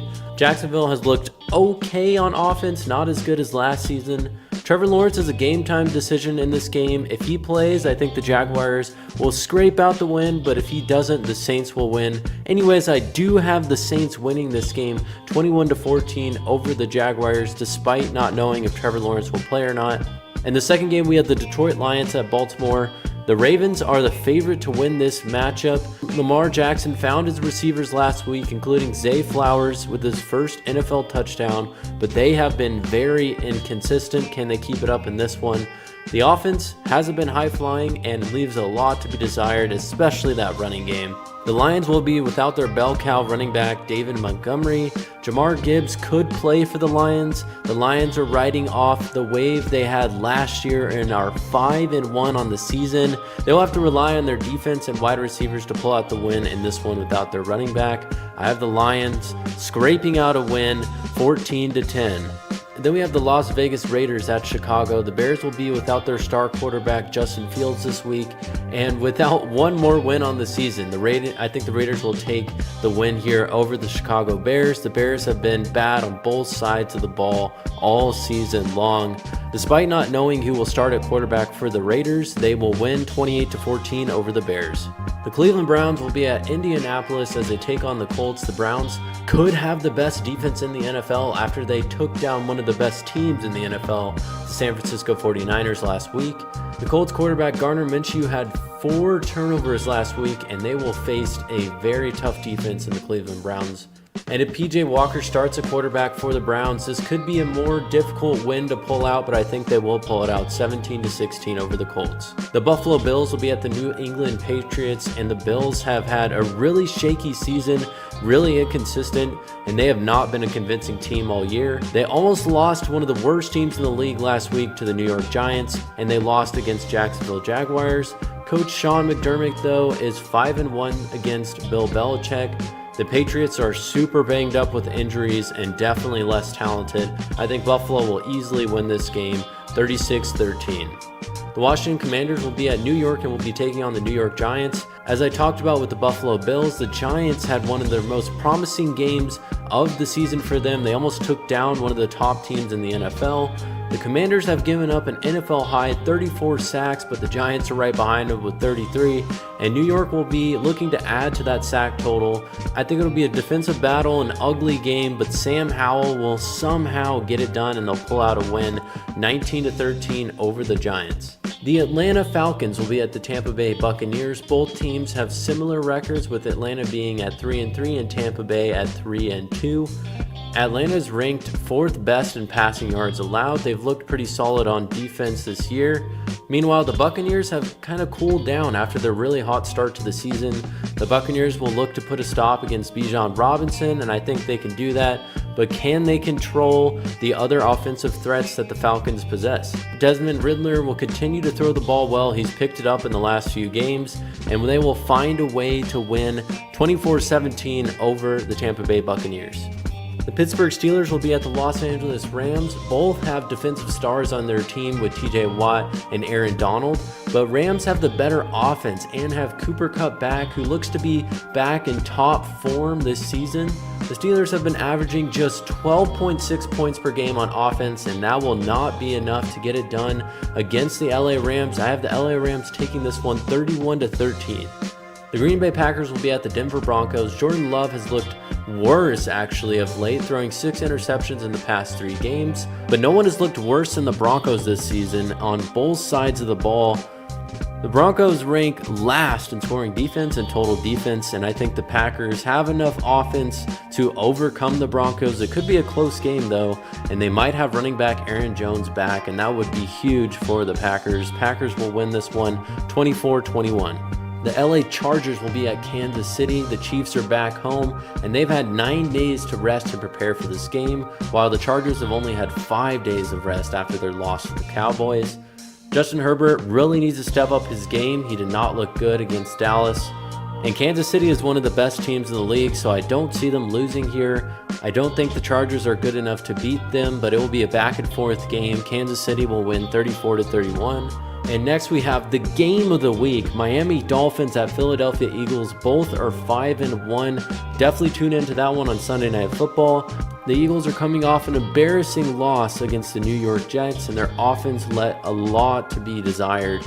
It looked like in their last game that they were off. They were not in sync with Jalen Hurts, the receivers, and there's some issues there on offense that they need to address. Miami is flying high after their one loss to the Bills, and they look really strong despite having some injuries at running back. I expect this to be a high-scoring game, back and forth. Dolphins will win this one 27-24. And for the last game of the week on Monday Night Football, we have the San Francisco 49ers at Minnesota. The 49ers looked actually human last week as they suffered their first loss of the season to the Cleveland Browns. They could also be without their stars Christian McCaffrey and Deebo Samuel in this game. Kirk Cousins has a really bad record on Monday Night Football. He is 2-10 in these games. The Vikings will be without their star receiver, Justin Jefferson, and they only managed to put up 220 total yards on offense without Jefferson against Chicago, so that is not good for them. I don't think the Vikings have enough to take down the mighty 49ers. The San Francisco 49ers will win this game 31-13. And that has been your rapid previews of NFL games this week and my picks. Hope you guys enjoyed and enjoy the second half of the games.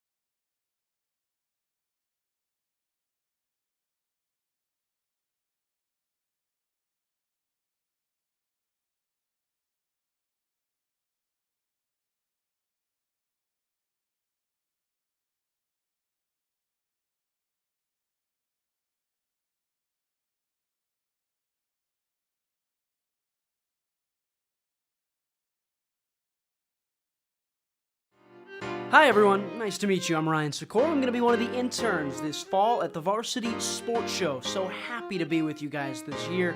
I've loved sports for as long as I can remember, and I cannot wait to be with you guys on Thursday, Friday, and even some Saturdays all this year. In 2019, the JV Sports Show podcast began with the idea of spotlighting young people in our community. In time, that podcast evolved into radio, television, and live stream, and through that evolution, new ideas have enhanced delivery, giving a stage to students both in front of and behind the microphone in Arizona and beyond. Thank you for supporting the Varsity Sports Show, now the Varsity Media Foundation, a 501c3 educational organization. Hey folks, J.R. Lambright here, special field correspondent for the Varsity Sports Show. Join me every Saturday from 8 to 10 a.m. Pacific for JR's Texas Tales, where I share stories of Texans who triumphed over adversity and gave back to their local communities. Tune in for a bit of gritty edification on KDUS AM 1060, Arizona.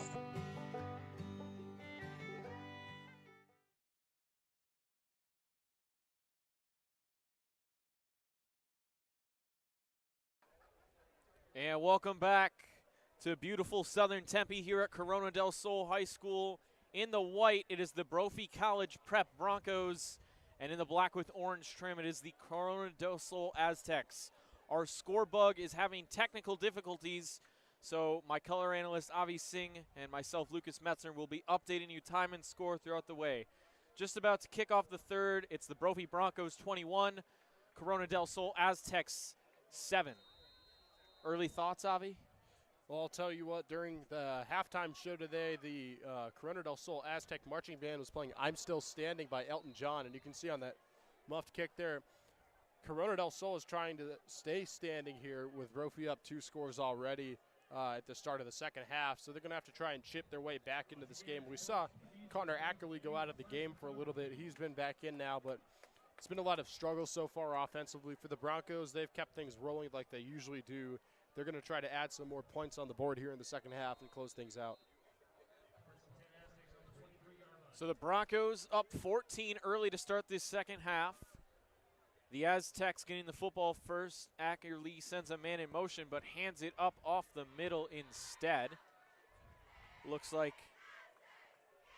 Nick Mustashia received the carry that time for about a gain of a yard. Yeah, and Mustashia is their primary running back, but he's a guy we didn't really see for most of that first half. We actually saw Quentin Bradley in there for most of those running plays, and actually it was Ackerley who took off with his legs the most in the first half because, as we talked about earlier, this is a very air raid style offense. 2nd and 9. Ackerley. Brophy sending a blitz. Evades. The ball is on the ground. It was stripped by Alex Salome and recovered by Dom Mitchell. What a tandem play from the back secondary. And I'll tell you what, that was an excellent tandem right there between Salome and Mitchell, and I'll tell you why I saw that coming. You could see Mitchell at the bottom side of your screen on that play, chomping at the bit to go. He almost jumped early because he knew what disruption that play would cause to that Corona offense, and that's exactly what it did. Mitchell came in, brought pressure, ultimately Salome with the strip sack, and Mitchell right there to recover for the Broncos. So our first turnover of the game has Brophy set up 15 yards away right now, sending Jacob Buggy in motion. McGinnis from the pistol. Simple give to Chambers, but he is swallowed up by the Aztec front 7. Lost 3 right there. Yeah, and sometimes you just got to take those tackles, and that's exactly what Harrison Chambers had to do that time with little room to run there. And we've seen the Broncos mix things up with Carlos Estrada back this week. So Chambers has been in for one drive and Estrada the next. They've elected to go out with Chambers here to start the second half, and that time tackled. Attention fans, good news. The score bug is back. The second down play, McGinnis on the RPO finds Cece and takes a shot. The hit delivered that time by Canberra Walker. I think there's some sort of underlying beef going on between Canberra Walker and Christian Camarada because Camarada dropped the ball earlier in the game, which resulted in a late hit by Canberra Walker, and he was given an unsportsmanlike conduct penalty. That time, CC absolutely rocked by Walker again, and I don't know if you saw that, but he did the Allen Iverson step-over move. Very intentional. These two have been going at it all night long. 3rd and long. McGinnis rolling out to his left, pumps, scrambles, evades a sack, still on his feet, and just has to take the next one. He had nowhere to go with that one. Well, great improvisation that time by McGinnis, able to stay on his feet. I thought he was going to go down for sure on that first sack, but had a little bit more time to throw, just couldn't get it that time. Sacked by around 2 or 3 Corona defenders, and that's going to set up a field goal opportunity for Fury, who actually missed that field goal that ended the first half. Yeah, my faulty eyes thought that it was good for a second, so appreciate your patience with me, as this time he'll be attempting from 41 yards out. This one up. And this one is wide as well. No good. He's had plenty of height and distance, but has had some accuracy issues getting it within the goalpost. I'll tell you what, it's been a very off performance for Connor Fury, because coming into this game, he never missed a field goal this season. And now he misses back-to-back field goals. You wonder if they want to try and swap kickers and get Eddie Jatana the next time they go for 3. Yeah, I mean, that is a good point. There is the tandem of the 2 kickers for a reason, and exactly why I messed up earlier is because to that point, Fury was perfect, and I couldn't believe that he missed. So 1st and 10 Aztecs. Scrambling now is Ackerley. Gets away from one, but not the next, as the tackle made that time by Colin Aramanian. And folks, I just wanted to let you all know that we just received the news over the intercom here at Corona del Sol. The Diamondbacks beat the Phillies tonight. They're going to tie the series up at 2-2, looking to come back down 2-0 in that series. And speaking of looking to come back, Corona trying to come back here down 2 scores. Yeah, definitely not out of the question. D-backs didn't look good in those first 2 games. Corona didn't look good in the first half, but it's a long series. It's a long game for a reason. Screen pass here, this time complete. Decent yardage obtained, and it'll be 3rd and about 3 yards to go. Yeah, and one thing I've noticed throughout the game, Lucas, as it's gone by, it's been progressively more physical. We saw in that throw by Ackerley, looked like he almost put all of his force in trying to get that football away, kind of threw himself down, and even then, once his receiver caught the ball, he was met immediately by 2 or 3 Broncos who pushed him hard to the floor, and we've seen a lot of big hits here today. These are 2 excellent coaches, Jake Barrow for Corona del Sol and Jason Jewell for Brophy. These are tough men that create tough men in that locker room. They know exactly what to say. Johnson in motion. Jones in motion, excuse me. Ackerley scrambling to the right, and he's got the first down. Tackled out of bounds by Julian Tumalayan. Ackerley with as much improvisation as we see from McGinnis. There he is again. He's had a majority of the runs in the game so far, and that time he just picks up the first down quick on his feet. So Ackerley's improvisation skills remaining in top notch here. Picks up a much needed first down for the Aztecs. Split wide receivers for him, but this time a rare handoff from the Aztecs goes nowhere, maybe a yard.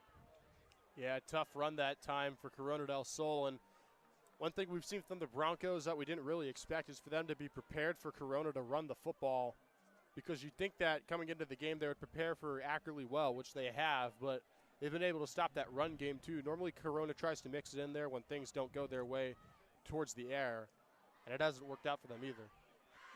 And it's not helping their favor being down multiple scores. Kind of forces you to really want to run the football if you're trying to run it, especially with the kind of quarterback they have in Ackerley. Over the middle this time, an incomplete. Helmet going flying. Full effort that time from Bastian Vandenbosch. And like you just said, the physicality of this game continues to escalate upwards. And honestly, I'm surprised we didn't get a late hit call that time. It looked like Vandenbosch hit Jay Jones a little bit after he dropped that pass, but once again, a very physical game, and you saw Bastian Vandenbosch's helmet just fly off of his head on that hit.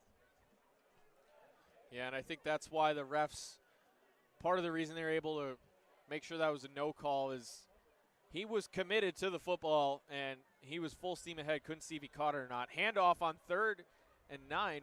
It is a bootleg, and sliding to about the 38-yard line. It's 4th and short.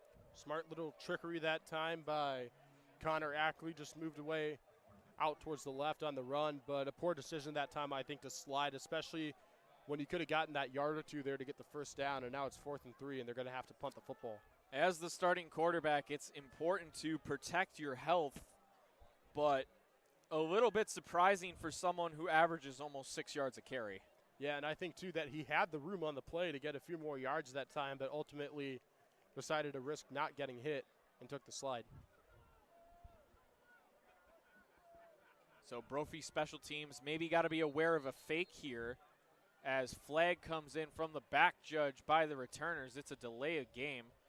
So never mind the fake as they'll push him back even further. Brophy in a fantastic position right now to start running away with this one. Yeah, and I think that delay of game ultimately is a little bit of a miscommunication there. I don't think that really benefits them because they would have punted the ball deeper than they would with this delay of game. This actually will move Brophy up, especially with Cree Thomas alone in that backfield. Been some great punts returned by Cree Thomas. What a nice juke move to the inside. Gets past a man and out to the 43-yard line.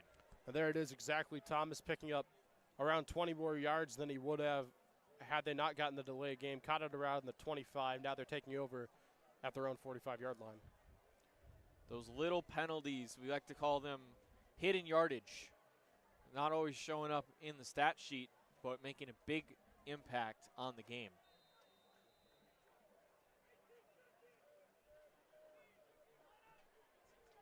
So here comes the Bronco offense. McGinnis trips to his right in the pistol, throwing right away, and he's got Dalen Sharper.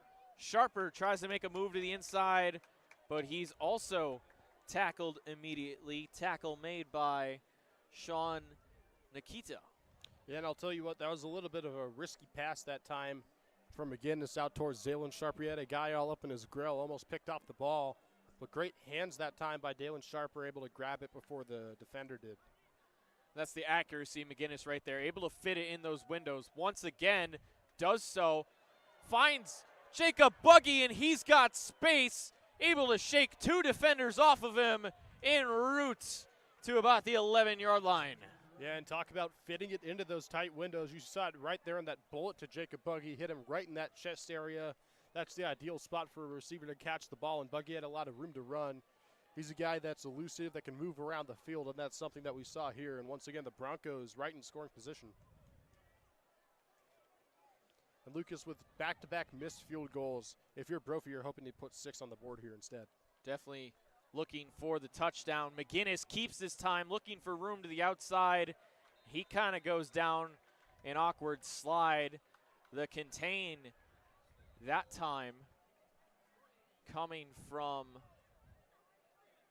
number 13, Quentin Bradley. Yeah, and it was a smart decision that time by McGinnis just to go down before taking the hit, because it was either that or Bradley was going to go in for the sack, and of course you want to protect your body as much as you can, especially in that quarterback position. And with the way Kimbrell Walker and Cece have been going at it, don't want that happening to your quarterback. On second down, McGinnis hands it off, and it's Estrada dancing, reaches for the goal line, signaling him just short. A flag thrown right by the pile. This one's going to be quite the mess to untangle. Yeah, we got multiple flags down too, so there was clearly something very flagrant to the referees that caught their eye. We're going to have to see what the call is. But again, Carlos Estrada back out for this drive. Almost got his second rushing touchdown of the game. Talk about his power, but he was looking quite elusive on that run. And it's a face mask at about the 1-inch yard line. So with how close Estrada ended up on that one, you go from about the 2-inch yard line to the 1. McGinnis under center. He's probably going to sneak it again. This time gets a little outside, hammers his forearm across the goal line for a Brophy Bronco touchdown. Yeah, that's the second time this game that Charlie McGinnis has had the football at the 1-yard line. So what's the smart thing to do there on 1st and inches? Quarterback sneak, of course. It always works. It's worked a lot, not just in high school football, but like we said earlier, in the college scene and the NFL scene. It's one of those popular offensive plays and the Broncos have used it twice so far. So add on 2 more rushing touchdowns on the season for Charlie McGinnis this game. Ran again in the dead giveaway indicator, getting under center, but the perfection on the extra points continues as Brophy makes it 28-7, time ticking down in the third. Yeah, and good to see that Coach Kyle Vandenbosch had Connor Fury out there for that extra point. Sometimes when you miss some field goals, you just want to try to get a little confidence back in your kicking ability. And it was a good thing you left him out on the field there, because I think that made extra point can bring some confidence back to his game. I think that was an important decision and a vote of confidence right there from the special teams coach. And it's really important to let you guys know, especially those who have performed as well as Connor Fury all year, that can't let 1 or 2 kicks define you and your season, especially this season the team Brophy has had top to bottom. Yeah, that too in a game where you're up by 3 scores.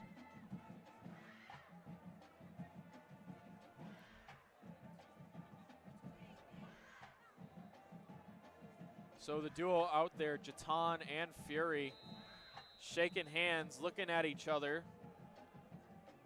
Jatan lines up from the left, or on the right side with his left foot. Fury opposite him. Fury gets out of the way.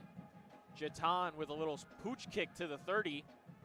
Fielded and returnable, running into his own blocker, and the return was stopped short by some friendly fire. Yeah, and I'll tell you what, as a New York Giants fan, I see Evan Neal play a lot, and one thing he's good at is blocking his own guys, and that's just what happened here on special teams when Jay Jones tried to return the football. One of his guys blocked right into him, and that stopped that from going anywhere. And one thing I want to point out to Lucas is we were talking about a little trickery that Coach Kyle Vandenbosch has been doing on special teams, having his 2 kickers go out there for the extra point. And it was pretty funny to see Fury kind of wrap around Jatan looking like he was going to kick, and then Jatan ended up kicking it. Makes the special teamers think a little bit, especially with their 2 kicking skill sets. Here comes Ackerley rolling out, evades the first sack and another, and just heaves it to the sideline. It's right at the marker, and he just got that one away in time. Yeah, and you know what? I'll tell you what, Lucas, if this was flag football, that would have been a sack, because Ackerley's towel went flying on that play as he was wrapped up there by number 92 for the Broncos, Mardell Rowe. But Rowe just couldn't get his hands on Ackerley and bring him down, and it was a good decision to throw the football away when he could. I had to do a double take right there, make sure that wasn't a flag, and it was indeed his towel. But one of the best incompletions you'll see on the night, very talented to evade the 2 sacks. Ackerley again, speed option, makes the pitch. Tough pitch to corral, but there to wrestle him down was Cole Ruther. Played that one perfectly. I like it that time on both sides. Good pressure that time for Brophy. You saw Devin Kennedy in there, the University of Iowa commit, almost about to sack Ackerley, but that quick intuition just to flip it to your running back and let him get a few yards to avoid taking that sack. It worked out nicely for both teams that time. I respect Jake Barrow and the Aztec offense calling that play design, mixing it up and trying to get something going for the offense here, but better defensive play. Ackerley from the pocket, winds up to the left, got a man, and it is cut. There he is again, Zuri Glenn showing back up on the stat sheet. And I'll tell you what, Lucas, you and I both know that you love those over-the-shoulder catches. That's exactly what newly elected homecoming king Zuri Glenn does here. Caught that over-the-shoulder catch. Good defense, good pressure by the secondary that time. I believe that was Cree Thomas covering him, but able to grab that in, and a big play here for Corona trying to get some points back on the board. Aztecs hand it off right up the middle. This is Mustashia, and he makes it across the 30 and into the 27-yard line for an Aztec first down. Solid run that time from Mustachia. We haven't really seen too many runs here aside from Ackerley, but that time he was able to pick up the most yards he's had this game, which is 10.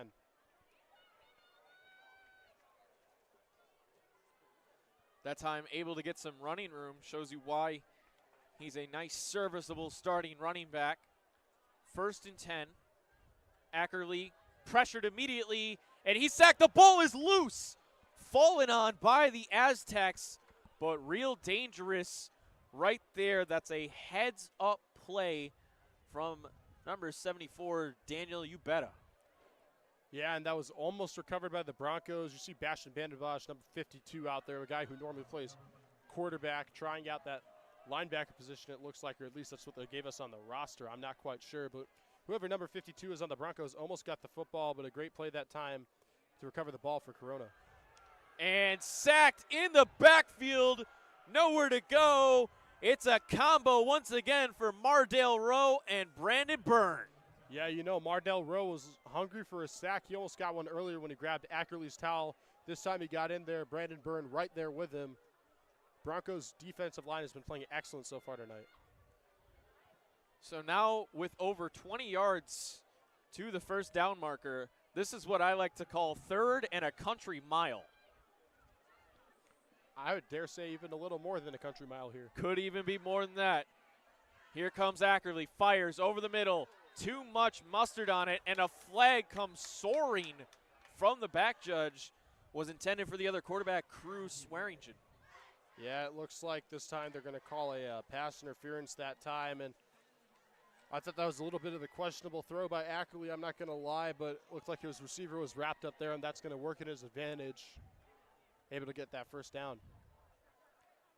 So you'll take it any way you can get it to move the sticks, especially with the game that Corona del Sol has had offensively.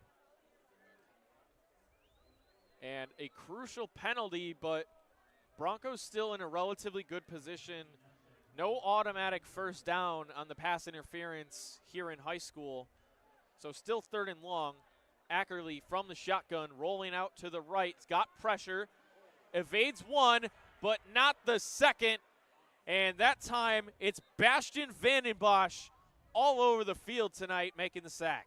Yeah, and I'll tell you what, it went from third and a country mile, as you like to say, to what I now say when it's a little shorter, third and a mile. And that time, Ackerley just able to go nowhere. The guy listed as Bastian Vandenbosch, again, I'm not going to make any assumptions because he's listed as a quarterback, is out there. Makes a great sack that time, and that's going to force a fourth down.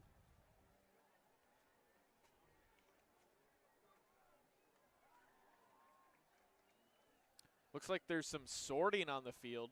I'm sorry, folks. I want to apologize. I actually messed up the Vandenbosch brothers. Case Vandenbosch is the quarterback.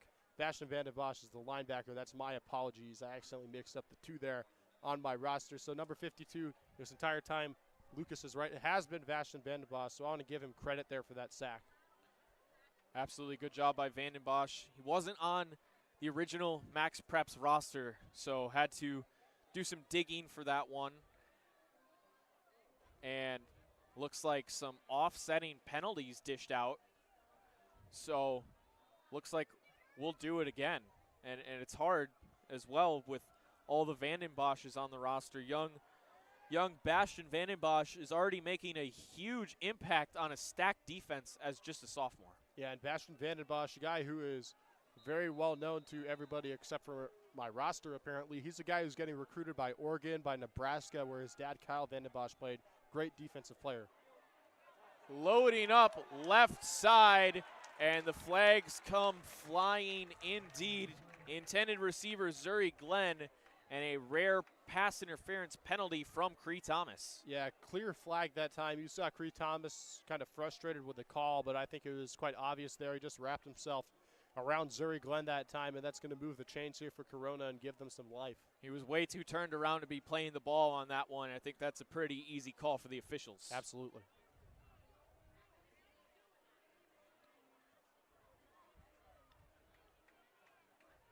So this time, with it being under 15 yards, the PI will bring the Aztecs a first down. And Connor Ackerley will line up with trips to his right side inside the red zone. Quick handoff that time, and stopped after about a gain of 2. Yeah, and you saw the trips action on the top side of your screen there, which was Ackerley's right side, as you said, but ultimately they decided to run with Mustachio, a little bit of a trick play that time, trying to get the Broncos to play more man-to-man defense, but it didn't work out that time. Good read by Brophy's defense. They're getting out. They're spreading these receivers out to try and empty the box. And for those of you who don't know what the box is, it's that immediate area between the two offensive tackles and about 5 yards deep. 2nd and 9, quick pass to the right side. It's caught, making one man miss, and a burst of speed past the first down chains. That time, it is Raiden Vines-Bright. Good decision making that time by Raiden Vines-Bright, and you can see why he's Corona's #1 receiver throughout the season. Caught a little screen pass there, found some room to run, did a little juke sidestep move, and was able to get the Aztecs right near that goal line as we come to an end of the quarter. End of the third quarter, the Broncos leading by 21 here in South Tempe. And we'll be right back after a short break with the final quarter of action.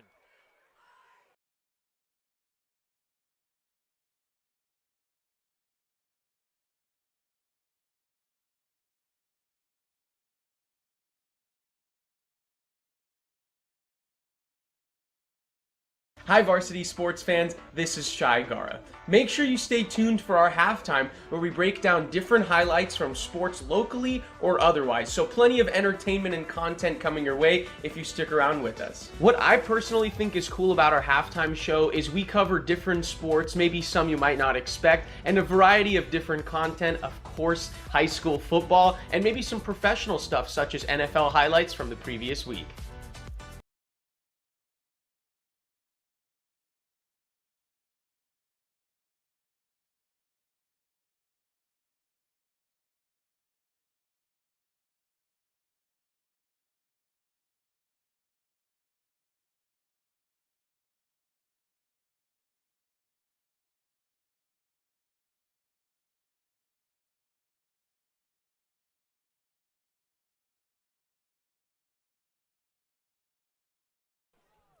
Welcome back to beautiful South Tempe here at Corona del Sol High School. It's a rowdy one tonight for the Aztec homecoming night.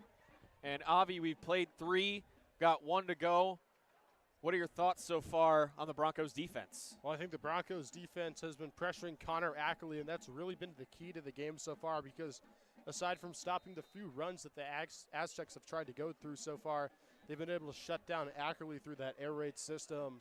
Especially with that defensive line, we've seen Mardell Rowe and Brandon Byrne get in there. Ackerley taking it himself to the pylon, and that is not Ackerley, but rather his substitute, Crew Swearingen.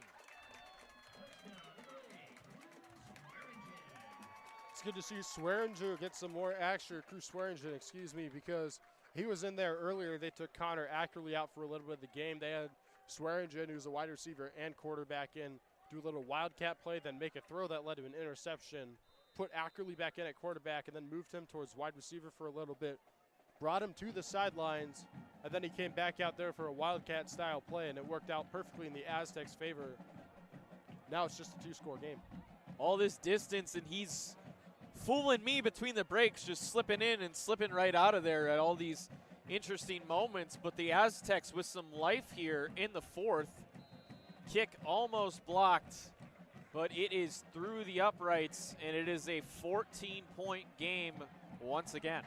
Yeah, kick almost blocked that time by Cree Thomas, who's a guy, Lucas, that we've seen almost everywhere tonight. Everywhere except the offensive side of the football, but I'm sure they would find a place for him if they so wanted to. All over on the defense and special teams side, he makes a great impact on those 2 phases of football. Yeah, I think that Cree Thomas could easily be a Travis Hunter type of player where he plays both wide receiver and defensive back, but of course you have him as your special teams returner, so you got to give him some sort of a rest. Yeah, high usage, needs to find the sideline at some point. I think we are both pretty convinced that they would find a spot for him at slot receiver or an extra running back if they ever needed to. Yeah, and one thing I found interesting too, Lucas, about Brophy's offense is that they don't really have a traditional tight end this year. That's a position they kind of scrapped around a year ago in their offensive playbook after Connor Young, the tight end at the University of Arizona, left the team. It's been interesting. Despite having a true tight end, they have still lined some guys up out at tight end as that kick was fielded in the end zone for the automatic touchback. You saw Cree Thomas was excited to run that one regardless.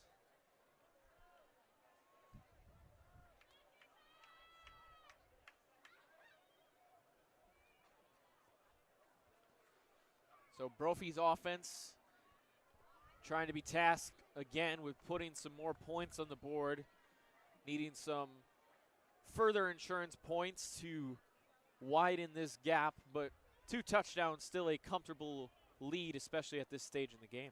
Yeah, and I think it's what I like to call closing time here for the Broncos. They need to get a few points on the board and stop any chance of an Aztec comeback if they want to walk out of here with a win. I normally feel like 3 possessions is normally a really good marker of having that quote-unquote safe lead, as McGinnis' first play was a handoff to Chambers, and the man is electric between the tackles, powering his way forward for a first down. Yeah, Harrison Chambers, certainly a guy that's going to help you get that 3-score cushion, Lucas. Definitely going to lean on him in the final quarter, trying to wind the clock. McGinnis from the pistol gives it to him again. Harrison making a cut to the right. And a gain of about 3 or 4. And you can see the way that Coach Jewell calls his running plays with this offense. The style of the run totally depends on which running back he has in the game. With Harrison Chambers, we've seen more outside runs, outside screens, and also outside check down routes. And when Carlos Estrada's in the game, it's been all power runs down the middle. 2 different very styles of running back that complement each other. The second down play, McGinnis goes all the way back to Chambers, so he fakes the handoff, comes back to him on a screen, but credit right there to the Aztec D line being disciplined and following the back. Yeah, and you can see that time he was looking for CC on the screen, but good recognition that time by the Aztec secondary. They covered CC down. He had to throw the check down to Harrison Chambers instead, who was supposed to act more so as a decoy on that play, so tackled quickly that time. 3rd and 9. McGinnis likely with a green light to throw here. He's got split wide receivers and Chambers behind him. Fakes the handoff the wrong way, looking, got a man complete, making some moves, fighting for the marker, reaches across, and it looks like he's got it. That's number 81, Devin Fitzgerald, not normally in on the regular rotation, but making a solid impact on a crucial 3rd down. Yeah, Devin Fitzgerald, only a sophomore, but already making his mark here. Of course, the son of Larry Fitzgerald, but he's already paving his own path and his own legacy, and you can see he's a guy that gets a lot of tough and gritty yards here as a receiver. McGinnis rolling out left, fires right away. That time's got Jax Ryan, and Ryan will fight for about 6 or 7, making it 2nd and 3. Ryan, a guy that McGinnis has thrown to a lot so far this game, and mostly on screens. He's been heavily involved in the short and medium yardage game.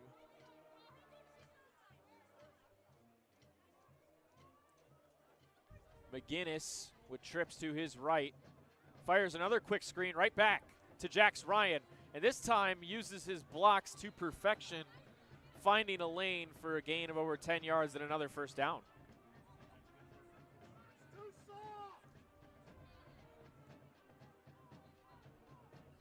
Well, you see the clock ticking down here, Lucas. There's around 8:55 left to play in the ball game. I mean, you can see the Broncos are doing a great job of just milking that clock down. They're a really great ball control team, even when they like going no huddle. 1st down play, McGinnis fakes it on the option, running to the outside, and wisely steps out of bounds to protect himself. Gain of about 3. Yeah, and on the option plays, you got to identify the guy that's going to come and rush towards you, and this time it was Isaiah McKay, and good recognition that time by Charlie not to hand it off to Harrison Chambers, who certainly would have been tackled immediately by McKay that time. He gets a lot more yards than he would have if he gave Harrison the ball. Trips bunch to the top of your screen. McGinnis making a signal. One-on-one coverage to the bottom. Fakes the handoff. Pumps right. Now fires right. Does he have his man? And just over the outstretched arms right there. Incomplete. 3rd down coming up. Yeah, and I thought that was a perfect throw that time by McGinnis. I mean, it went right in the pocket of Jax Ryan, but unfortunately he just couldn't reach out a little further and haul it in for that touchdown. Such a difficult job to be accurate at those kinds of yardage, especially after a really good shoulder pump fake. Put his whole body into it. Same formation. The trips to the top of the screen. Solo coverage at the bottom.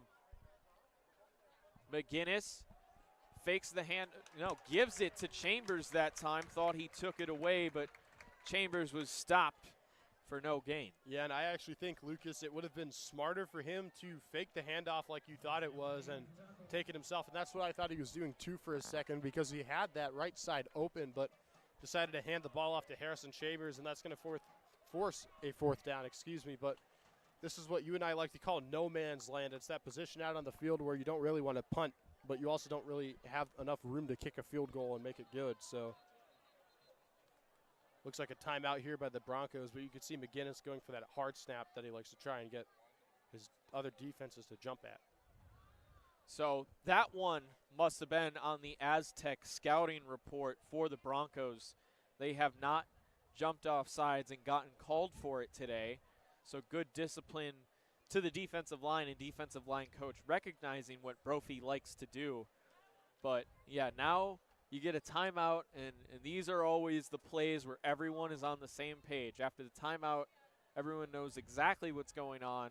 You call one of your favorite plays and hopefully keep milking this clock if you're the Broncos. Yeah, and I'll tell you what, good film study here this week for the Corona del Sol Aztecs to recognize the hard count trickery that this Broncos offense likes to do, because they've tried doing it around 3 or 4 times this game, and it hasn't come to fruition so far. No one on the line is biting, at least not hard enough to get called for it. We maybe saw one jump earlier in this game, but it was minimal. McGinnis on 4th down, 3 wide receivers to his right, and a flag comes flying before the snap gets off, and that'll push the Broncos back another 5. Yeah, that was a false start that time for the Broncos. It was the center, Anderson Kopp.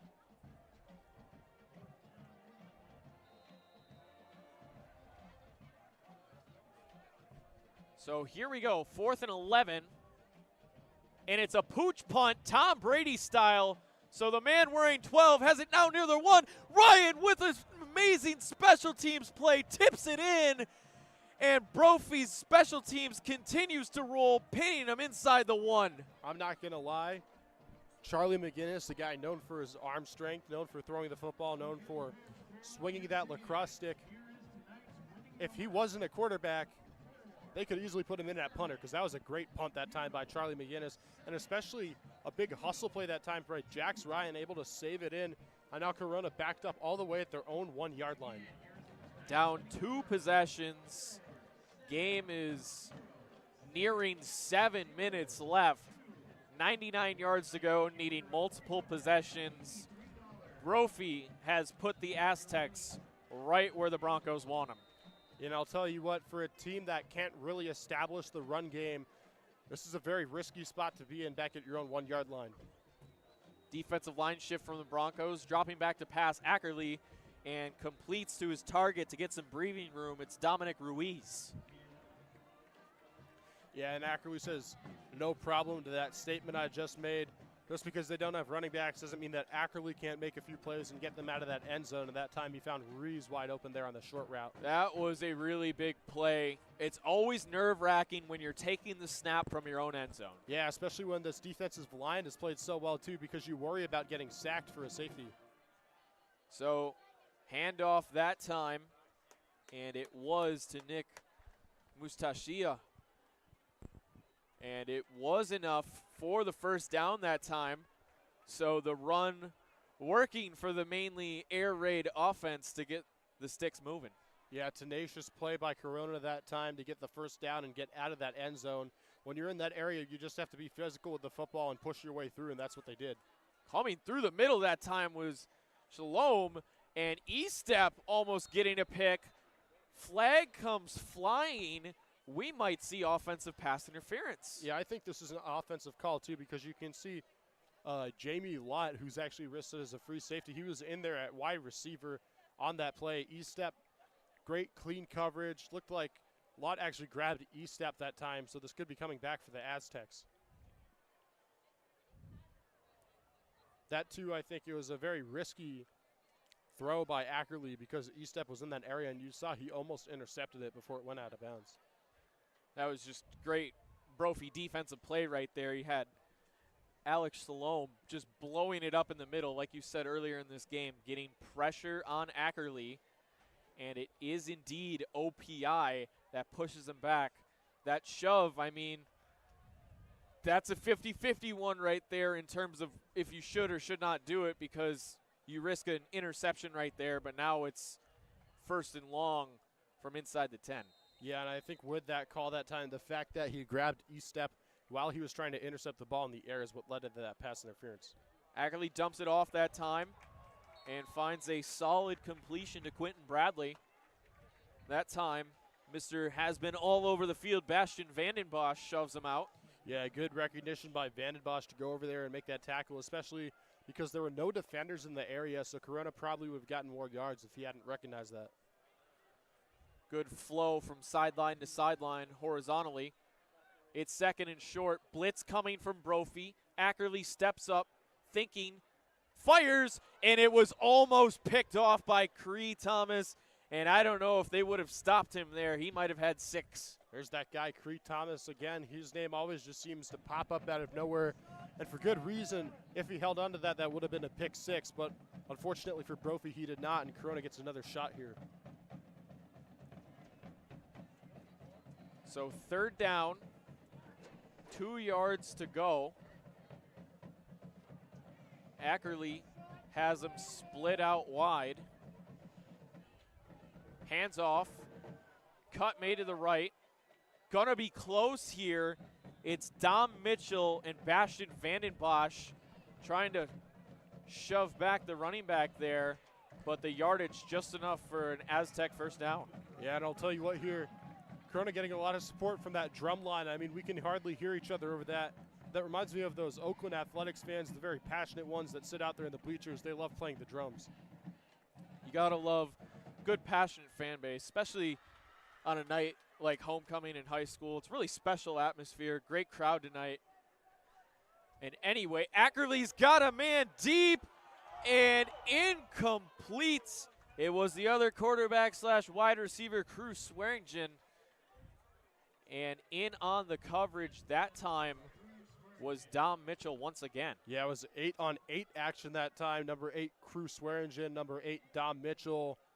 That time, Mitchell took the battle there. Good pass by Ackerley, went right in that target area, but a good deflection and clean coverage by Mitchell.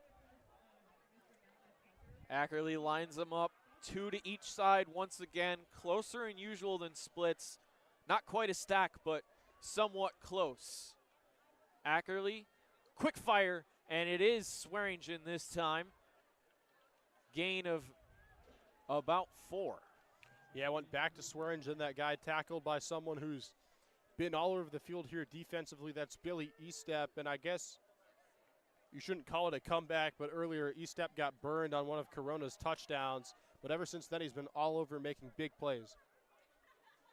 Ackerley looking to his left, running that way, thinking about it, fires, tipped, and risky that time. Could have ended poorly, and now a big 4th and 6 forthcoming. Yeah, and Ackerley keeps throwing a lot of these risky passes, a lot of should-be interceptions for the Broncos that they just can't hold on to. That time it was a risky pass.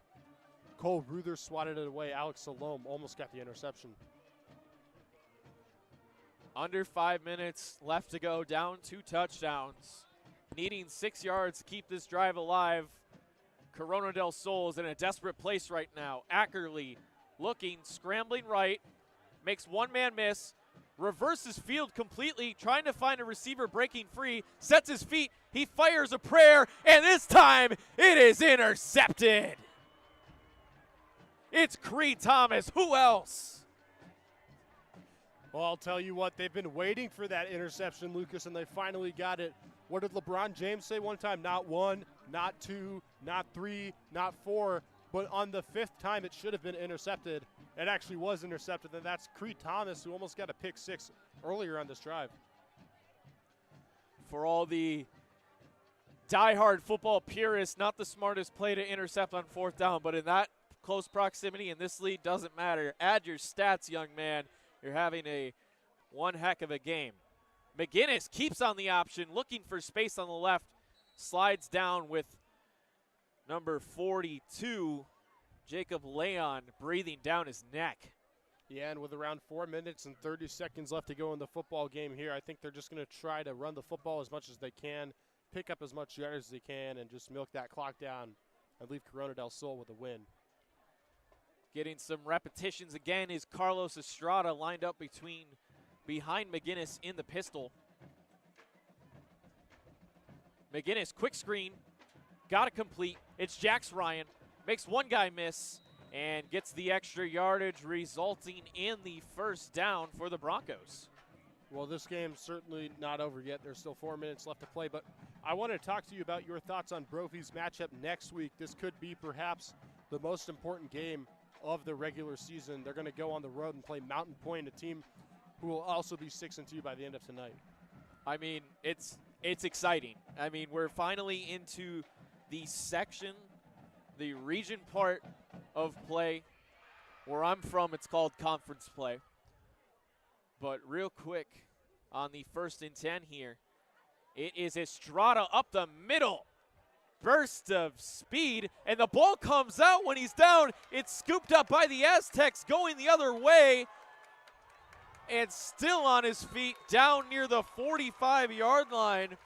That's Cambro Walker, and I think Estrada thought he was down, but doesn't matter. Got to hold on to the football. Yeah, that's a big morale play that time for Walker to get that fumble, and that's something you want.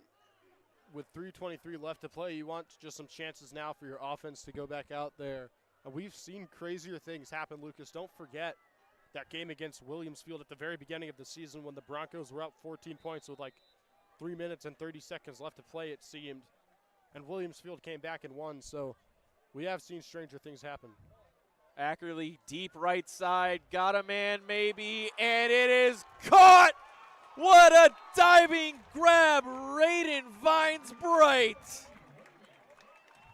Well, I'll tell you what, when you hit that 3 minute and 30-second mark in a 14-second game, I guess that's what you call the witching hour here, Lucas. The witching hour of football with you and I on the call. Some crazy things bound to happen.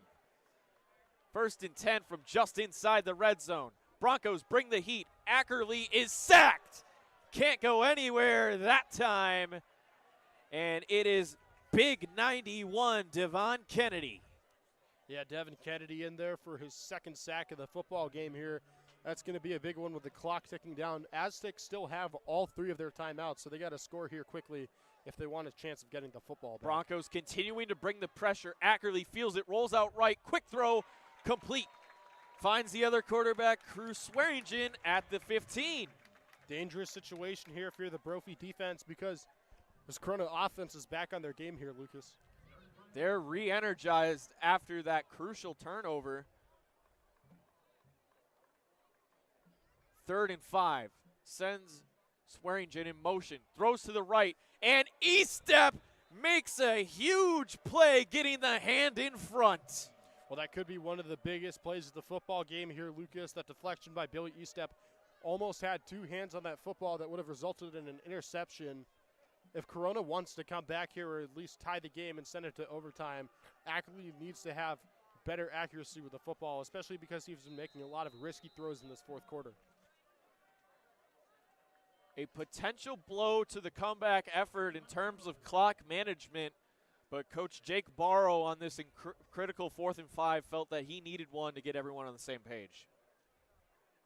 And it's not a bad idea to burn a timeout here, especially after a play like that, because you do, like you said, want all of your guys on the same page here. You have to be engaged. You have to be in this football game. And you have to know what play you want to run here if you want to make it a 1-score game, and then get your guys on D back out there to make the biggest plays of the game and get you the football back with a chance to tie the game. Yeah, that's hardest part. It's step 1, step 2. You always want to save your timeouts for the very end of the game. Well, here we are. It's a big situation on 4th and 5. You got to convert to keep going. Yeah, and of course, when you go from step 1 to step 2, you always encounter step 1.1, step 1.2. Those bumps along the way, they're going to have to try and overcome those. Broncos defense has not made that easy tonight. They're lined up pretty man coverage across the board. Broncos bring pressure, throw to the outside, and a stiff arm against Estep. Wow. Raiden Vines Bright pulling a critical stiff arm inside the 10 to keep the Aztecs' chance alive. Crucial stiff arm that time, because if he didn't get that, it would have been a turnover on downs. Great play. Handoff to the right side and touchdown Aztec. It's Nick Mustasia in for the score. The witching hour of football strikes again, Lucas. It is a one-score game here. Just got to nail that extra point to make it a 7-point game. Lots of clock left to play, lots of football left to play here. Only 1:48 left to go, but that's plenty of time to make a comeback if you're Corona del Sol. It is a scary amount of time if you're Brophy to be left on that clock with the recent events that have transpired. Hold is good. Almost looked like it might have been tipped right there by Creed Thomas. But nonetheless, through the uprights, 7-point game once again. Minute 48 to go. How can you not be romantic about football?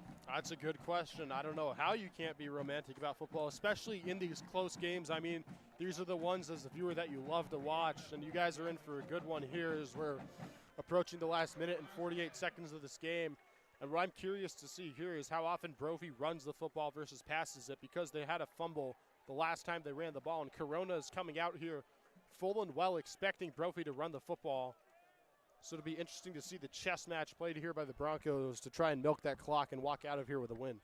Right, and as great as Carlos Estrada has been, it was a costly fumble to put him in this situation. So I am expecting to see Harrison Chambers close this one out the rest of the way.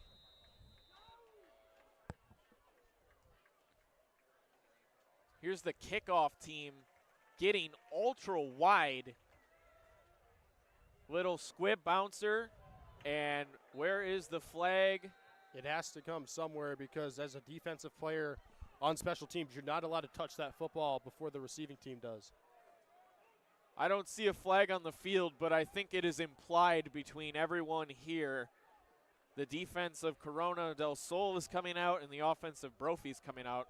So we didn't see the physical flag, but it was implied. Yeah, and we saw the ref make the signal, too, without the flag anyways, because that's just a rule of football that you and I and the players on the field both know, and so that's going to be very advantageous here for Brophy, especially because you could at least get maybe 3 points on the board if you can't get 6 or get that clock to hit 0. I think their goals might just be a first down or two. Aztecs down to 2 timeouts left, loading the box. McGinnis gives to Chambers, burst of speed up the middle, and he's already right at the marker. They're going to give it to him already. He's in great shape. I mean, look at the offensive line paving the hole, and the speed of Chambers is a lot. Yeah, I think that Harrison Chambers is exactly the guy that you want on the football field right now, especially when you're running the ball, because he's had great ball security all season.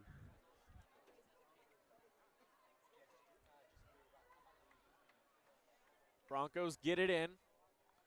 They've been content to wind this one down pretty good. Going to have about 1:10 on the snap. McGinnis gives to Chambers. This time met immediately in the backfield.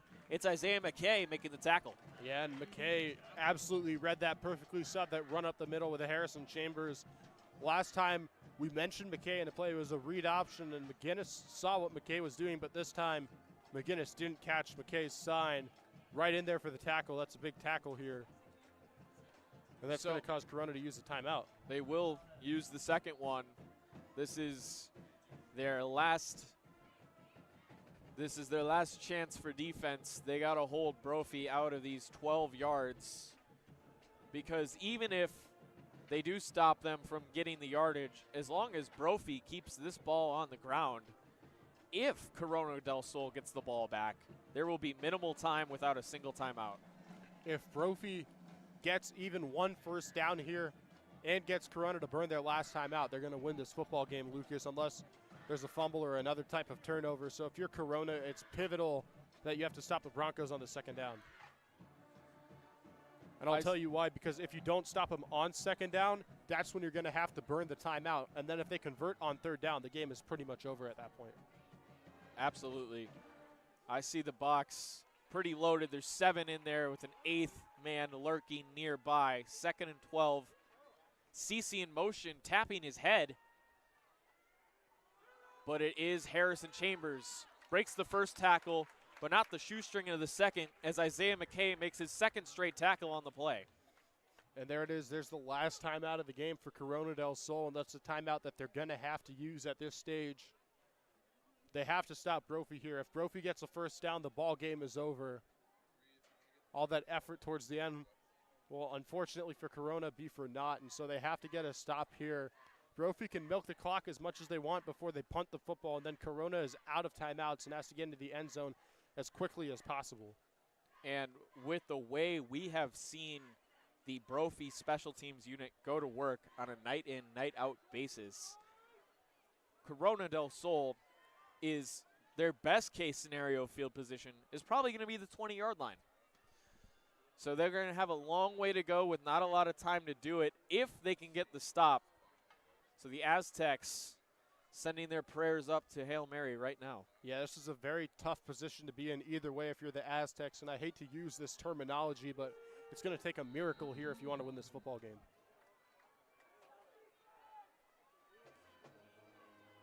Third and 12. McGinnis pump fakes, and what is going on? The refs are ruling it a fumble, and the other ref says incomplete. Play action. Charlie McGinnis throws the ball in the ground. It looks like a forward pass, but chaos and pandemonium here. I think this is a tuck rule situation, although McGinnis didn't necessarily hold on to the football. He was clearly in his throwing motion. This could be an intentional grounding because there are actually no receivers in the area. I don't know if the refs caught hold of that, but what the big concern is here, folks, is that Charlie McGinnis was in his throwing motion. Corona is saying that he fumbled the football and that they recovered it and took it to the house for 6. There's no replay review. The call has been made final. Since the clock was already stopped, Brophy is taking a timeout right now. And when I say this, I want everyone on the broadcast to know I have immense respect for Coach Jason Jewell and the Brophy Broncos staff. But I'm a little bit baffled and puzzled that the play call was play action and not a run. Oh, no, I absolutely agree with you there. I don't get why you're passing the football on third down, especially when you know something like that can happen. We have seen the explosiveness of the Corona del Sol defensive line, and that's exactly what came to play in there. And you have Harrison Chambers in the football game. There is no need to make a pass here if you're Brophy, but that's exactly what they do. And the worst part is for them that Charlie threw the football, which stops the clock. So Corona now with 51 seconds to win this football game or tie it. Unfortunately for Charlie, I know he's trying to make a play based on instinct, but with football IQ in that situation, you just tuck the football and take the sack. Fury's punt, going to be an important one. High and angling towards the 10, and it is caught. There's has to be a flag on the play. That has to be a penalty, Lucas, and I'll tell you why, because I don't know if you saw the receiver when he caught it, but right before he signaled for a fair catch, so you can't do that. Bastian Van den Bosch wrapped around him. You can't do that. You're not allowed to touch a player after they call for the fair catch. So that's going to serve as an advantage for Corona here. So the flag did pop out on the far sideline, and that's exactly the case. You're right. It was difficult to see him make that fair catch. He made it very late, very hard to see. And I think it was Van den Bosch in on the tackle. Didn't see him put his arm up and just knew how to hit him, which without a fair catch right there would have been textbook. Yeah, and with these costly mistakes, it's almost like Brophy is handing them the game on a silver platter. On 1st and 10, and out of bounds, complete to Swearingen. And it's got enough yards for a first down. This is just baffling. Brophy doesn't normally beat themselves, but they're in a position to give this game away right now. Yeah, and if you're the Broncos, you might be getting a little bit of PTSD from that Williamsfield game because it almost exactly played out like this one. So the first down play rolled out to the left and lofted out of bounds, incomplete, stops the clock. The other big component of this that we were trying to mention is how much clock Corona del Sol saved due to Charlie McGinnis' incompletion. Yeah, and you were saying too, McGinnis probably should have just dropped down and taken the sack that time. And although if you're a quarterback, you want to protect your body, I 100% agree with you. And the reason why is because if he had just taken the sack, the clock would have almost completely ran out. So Corona wouldn't have 33 seconds. They'd probably have 3 seconds instead. Jet motion, it's a trick play, double pass, and ruled forward. So a jet sweep to Swearingen, and then Swearingen throws it back to Ackerley. I love the creativity in the play call, but it didn't work out. Yeah, lots of creativity, almost an off-brand flea flicker that time. A little bit of Philly kind of Philly special play right there, but Ackerley couldn't hold on to the football. 3rd and 10, 27 seconds left to go. 3 wide receivers at the top of your screen. Ackerley looking, fires quickly. Estep comes up and makes the hit, but the ball is caught. Getting shoved out of bounds by the defense. The clock is running. Where's the spot?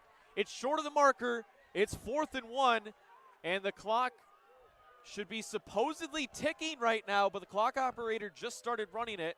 4th and a yard. Ackerley looking, surveying, throws it short, incomplete. It was too much. But wait a minute, I stand corrected. The chains were moving a little slow. They gave them the first down. Corona's still alive. Yeah, and it looked like we had a little scoreboard miscommunication there, so not really your fault, Lucas. I was somewhat confused too because it said 3rd down there, but the electronic scoreboard where the chains are said 1st down. So it looks like it is 2nd and 10 here for Corona. Brophy will burn their final time out of the football game here, so now you have 15 seconds left to try and tie this football game if you're Corona. Is this where you break out the Hail Mary? I think you have one play before this, because we know Ackerley is quite talented, but even for an NFL QB, such as, in my opinion, the king of throwing a Hail Mary, Aaron Rodgers, even Rodgers would comfortably like a few more yards before launching one to the end zone, even though he could. So Ackerley is looking if the team can maybe find an out route to get him 5 to 10 more.